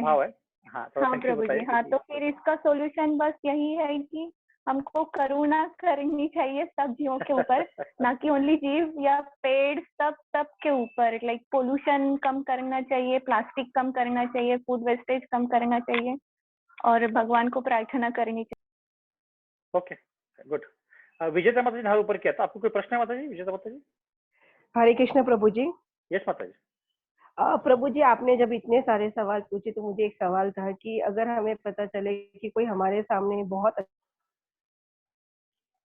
पीछे हमारे लिए बहुत गलत शब्दों का प्रयोग करता है और हमारी बुराई करता है, हमारे प्रति झूठ फैलाता है, तो उस चीज को हम कैसे हैंडल करें? अब बोलना बहुत आसान है, इग्नोर करो, ये करो, बट वो एक्चुअली होता नहीं है।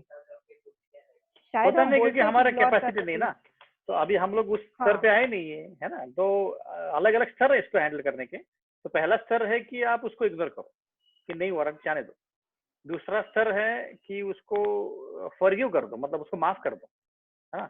और ये भी नहीं कर पाएंगे तो कम से कम उसको रिएक्ट मत करो कि आपको कुछ बुरा भला कर रहा है तो आप भी उसको बुरा भला करो, तो वो तो फिर कुत्ते बिल्ली भी ऐसे ही करते हैं, तो हमें और उन्हें क्या फर्क हुआ।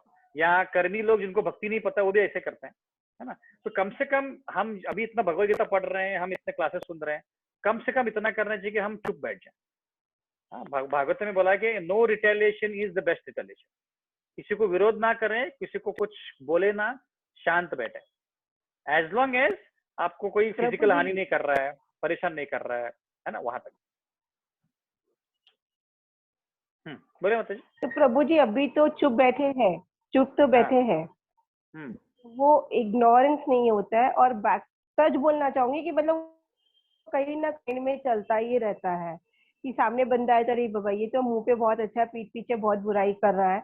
चुप तो है, हम रिएक्ट नहीं कर रहे उनको, बट वो कहीं ना कहीं हमारा मेंटल पीस ले रहा है, तो उसको कैसे ओवरकम करना चाहिए? हाँ, तो उसको जपा के द्वारा ही कर सकते हैं माता जी, भगवान के शेल्टर लेने से होता है।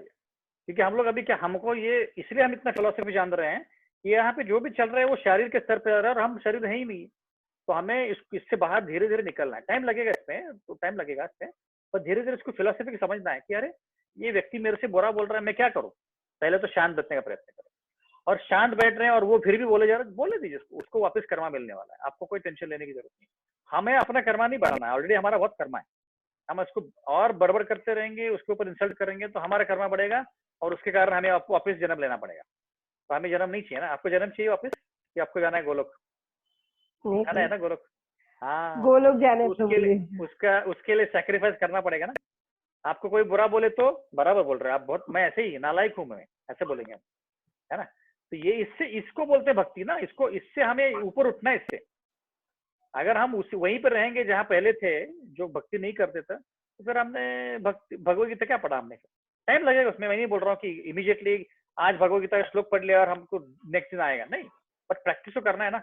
ऐसे हम बार बार चर्चा करेंगे तो हम उसके ऊपर लक्ष्य केंद्रित कर पाएंगे, नहीं तो फिर हम कुत्ते बिल्ली के जैसे झगड़ा करते बैठेंगे, उसका क्या फायदा है ना।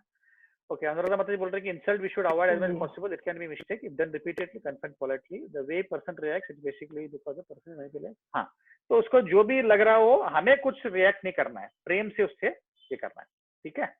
ओके, अभी चौथा ग्रुप, मुरारी ग्रुप से कौन करने वाला है? माधवी माता जी, राधा माता जी, सीमा माता जी, शारदा माता जी, अनु माता जी और वनिता माता जी थे।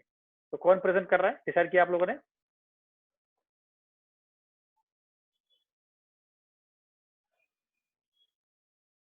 माधवी माता जी आप हैं? हाँ प्रभु जी। हाँ, आप प्रेजेंट करिए। राधा माता जी भी कर सकती है, राधा राणा माता जी भी, अदरवाइज राधा माता जी करना चाहेंगे आप? हाँ, राधा माता जी करना चाहेंगी? सीमा माता जी बोल रही थी मैं करती हूँ करके, इसके लिए। ओके, सीमा माता जी कीजिए। सीमा माता जी कीजिए। हरे कृष्णा, माधवी माता जी कर रही थी, बताइए। आप लोग पिंग पॉन्ग खेल रहे हो, पहले आपने गाड़ी निकल जाएगी। ओके प्रभु जी, ऐसा कुछ नहीं। आपने 2 सवाल पूछे थे प्रभु जी। हाँ, आपको शॉर्ट में बताना है, मतलब 1 मिनट में खत्म करना है क्योंकि हमारा टाइम खत्म हो रहा है। क्लोज वन किसी की डेथ होती है और डिसीज होता है अगर आप खुद को। तो प्रभु जी ऐसा है कि आपने अगर सांख्य योग नहीं सिखाया होता तो इसका आंसर हम देने के मतलब सोच भी नहीं सकते थे। वैसे तो क्लोज वन है, इसीलिए हमको पेन तो होगा प्रभु जी, हम इमोशनल तो होंगे। एक टाइम के बाद हमको ये समझेगा कि अकॉर्डिंग टू सांख्य योग कृष्णा ने बोला है कि देहिनोस्मिन यथा देहे कौमारम यौवनम जरा तथा देहांतर प्राप्तिर धीरस तत्र न मुह्यते और वासासी जीर्णानि यथा विहाय। तो इसका हम उपयोग करेंगे प्रभु जी कि हम जीवात्मा हैं और जैसे कि एक बॉडी, जैसे कि एक क्लॉथ खराब होने के बाद दूसरा क्लॉथ पहनाया जाता है, वैसे ही एक बॉडी के बाद दूसरी बॉडी मिलती है। तो हमारे क्लोज वन कहीं तो होंगे, या इस धरती पर या किसी और प्लेनेट पे होंगे, तो इस बात की तो गारंटी है कि तो वो होंगे ही। फिर हमारे ओन मतलब ये जो कुछ भी किया है कृष्णा की मतलब प्लानिंग है, और इसमें हमें इंटरफेयर करने का, हमें कंट्रोल करने का कुछ हक नहीं है प्रभु जी। ये तो हो गया फर्स्ट क्वेश्चन का आंसर। और सेकंड का तो प्रभु जी आपने बोला था कि डिसीज तो प्रभु जी एक ऐसा है कि जैसे कि हमारे जो मटेरियल बॉडी है वो 6 चेंजेस में जाती है, जन्म, फिर उसके बाद मेंटेनेंस, ग्रोथ, रिप्रोडक्शन, फिर डिसीज। तो डिसीज तो होना ही है प्रभु जी, विदाउट डिसीज तो मतलब बॉडी त्याग कैसे करेंगी, मतलब आत्मा त्याग कैसे करेगी, तो ये तो होना ही है। लेकिन उस डिसीज कंडीशन में कृष्णा की हम पर मर्सी कैसी है, ये भी बहुत इंपॉर्टेंट है प्रभु जी। और कृष्णा ने जैसे बोला है हमारे स्पिरिचुअल मास्टर ने कि आप अगर चांटिंग कर रहे हो नियम से 16 माला और 4 नियमों का पालन कर रहे हो और सब मतलब बुक्स रीडिंग कर रहे हो, तो आपको डरने की कोई जरूरत नहीं है कि you will go to back godhead. तो जो हमारा असली घर है और कृष्णा ही हमारे सब कुछ है प्रभु जी, इसलिए हमें डिसीज भी होता है तो डरने की कोई आवश्यकता नहीं है प्रभु जी। तो हमारा वो faith will test at that time. Yes.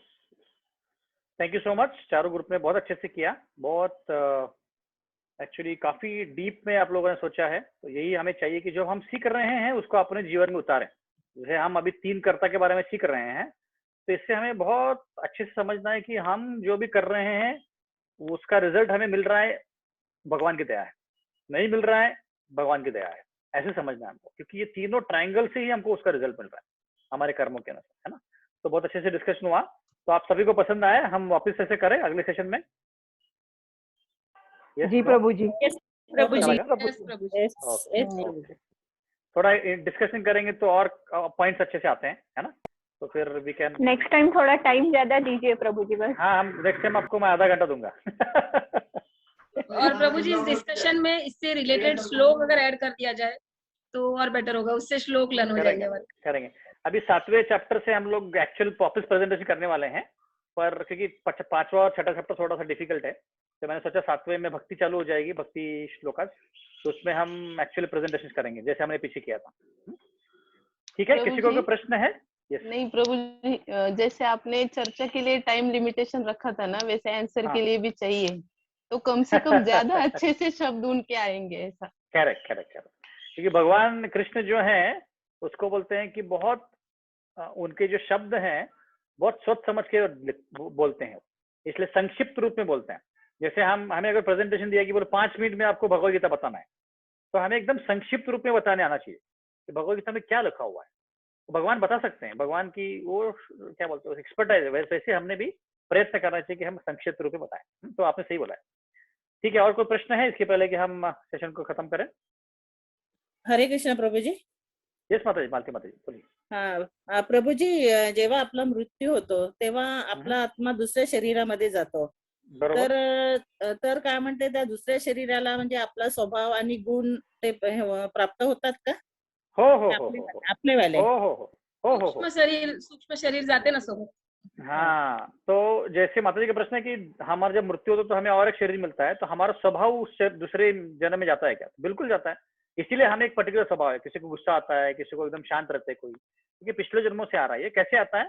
हमारे सूक्ष्म शरीर से, मन बुद्धि अहंकार, मन में सारा कुछ स्टोर होता है, इसलिए वो अगले जन्म में जाता है। ठीक है, ओके, और कोई प्रश्न है किसी का? हरे कृष्ण प्रभू जी।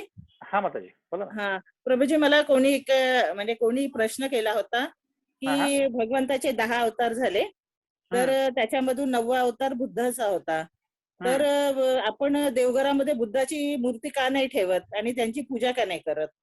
हाँ, अपन जो माता जी का प्रश्न है कि बुद्ध ये 9वें अवतार हैं भगवान कृष्ण के, तो हम उनकी मूर्ति क्यों नहीं रखते हैं?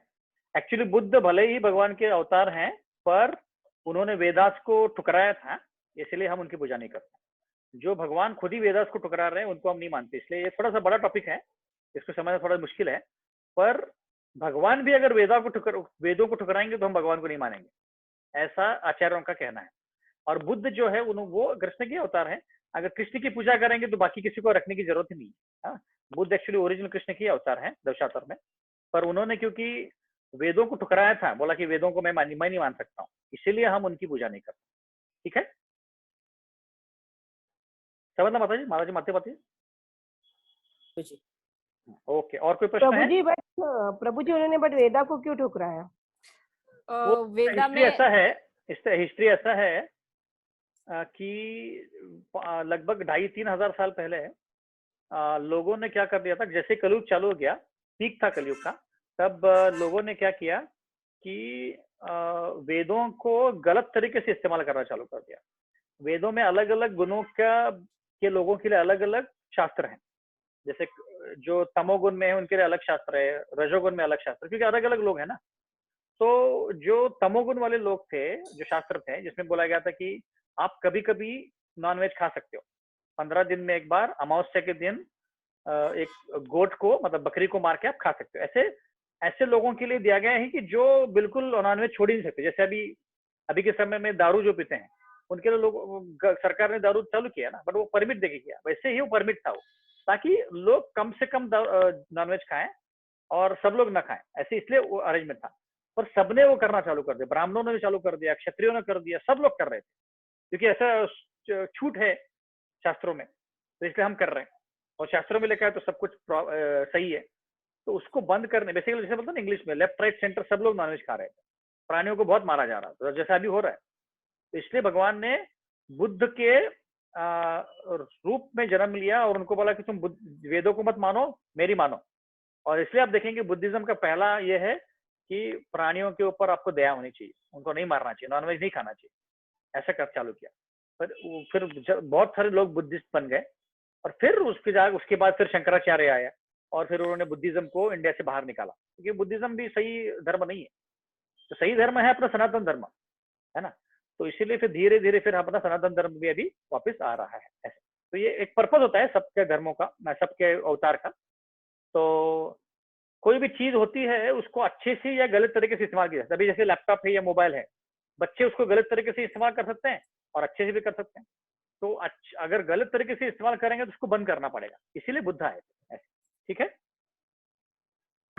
प्रभु जी, और एक पॉइंट मतलब मैंने एक थोड़ा सा ही शेयर करना चाहूंगी कि जैसे अहिंसा का प्रचार किया गौतम बुद्ध ने, तो फिर एक ने पूछा कि अगर आपकी जो बेटी है या फिर आपकी जो शिष्या है उसके साथ किसी ने गलत व्यवहार किया, गलत नजरिए से देखा, तो आप क्या करोगे? तो आप उसके साथ मतलब हिंसा नहीं करोगे क्या? तब गौतम बुद्ध ने कहा कि नहीं, मैं नहीं करूंगा हिंसा, मैं अहिंसा का प्रचार कर रहा हूँ तो मैं नहीं करूंगा। तो ये मतलब कि सबसे मतलब बड़ी बात मुझे लगती है, शायद मैं गलत भी हूँ, तो उसकी वजह से भी मतलब उनको शायद कि नहीं रखते हैं ये। नहीं, मेन पॉइंट तो ये है कि वो शास्त्रों को नहीं मानते, वो हमारा सबसे मेन पॉइंट है। ये तो छोटा मोटा पॉइंट हो सकते हैं, अभी इसमें शास्त्रों में कहीं लिखा नहीं कि किसी उनको पूछा था, पर मेन पॉइंट ये कि वेदों को नहीं मान रहे वो। अहिंसा तो भगवद गीता में तो कहीं अहिंसा के बारे में चर्चा भी नहीं की गई, तो फिर अहिंसा के बारे में हम चर्चा ही नहीं कर रहे हैं। अहिंसा का मतलब है कि हम मूल स्वरूप में भगवान के साथ सबको कनेक्ट करें, उसको अहिंसा बोलते हैं मूल स्वरूप में। उसके बाद अगर जो भी करना है तो हम कर सकते हैं, ठीक है। तो मूल स्वरूप में वो है कि वेदों को नहीं प्रभु जी इसमें इनफैक्ट प्रोटेक्शन के बारे में बताया कि लाइक रिस्पेक्ट एंड प्रोटेक्शन, जैसे भगवान सबको प्रोटेक्ट करते हैं। और मतलब रिस्पेक्ट तो ठीक है लेकिन प्रोटेक्ट करते हैं, तो इसमें उनका ड्यूटी बनता है, फर्ज बनता है किसी का भी कि प्रोटेक्ट करना। कि हमारे जो मतलब स्त्री है उसको प्रोटेक्शन करने का काम है। आपका पॉइंट सही है। एक्चुअली शिला प्रभुपाद को किसी ने बोला था कि आप इतना धर्म बोलते हो, आपके मैं सर में गन डालूं तो क्या करोगे आप? तो प्रभुपाद ने बोला कि वही गन लेके मैं तुमको मार डालूंगा, क्योंकि ये शरीर दिया भगवान ने मुझे, तो इसको प्रोटेक्ट करना मेरी रिस्पॉन्सिबिलिटी है। तो वैसे ही खुद को प्रोटेक्ट करना, उसके लिए अगर वायलेंस भी करना पड़े तो वो जरूरी है ना। तो ये एक बात है। बट शास्त्रों में अगर आप प्रभुपाद का परपट पढ़ेंगे, प्रभुपाद ने परपट में लिखा है कि बुद्धिज्म, बुद्धों को हम इसलिए नहीं मानते क्योंकि हम वो वेदों को नहीं मानते, इसलिए वो मेन पॉइंट। ठीक है, ओके। और कोई प्रश्न है किसी को? ओके, तो अगर कोई प्रश्न। यस माता जी। जो अभी आपने बुद्ध के बारे में बताया 4.7 का श्लोक है, उसके जो विस्तार नीचे दिया हुआ रहता है उसमें दिया हुआ है जो आपने बोला कि भौतिकवाद का। ओके, ठीक, थैंक यू माता जी। पद्मजा माता जी बहुत अच्छे से पढ़ रही है भगवद गीता, ये समझ में आ रहा है। थैंक यू माता जी। ओके, और कोई प्रश्न है? चलेगा। हरे कृष्णा, बहुत बहुत धन्यवाद आप सभी का कि आप लोग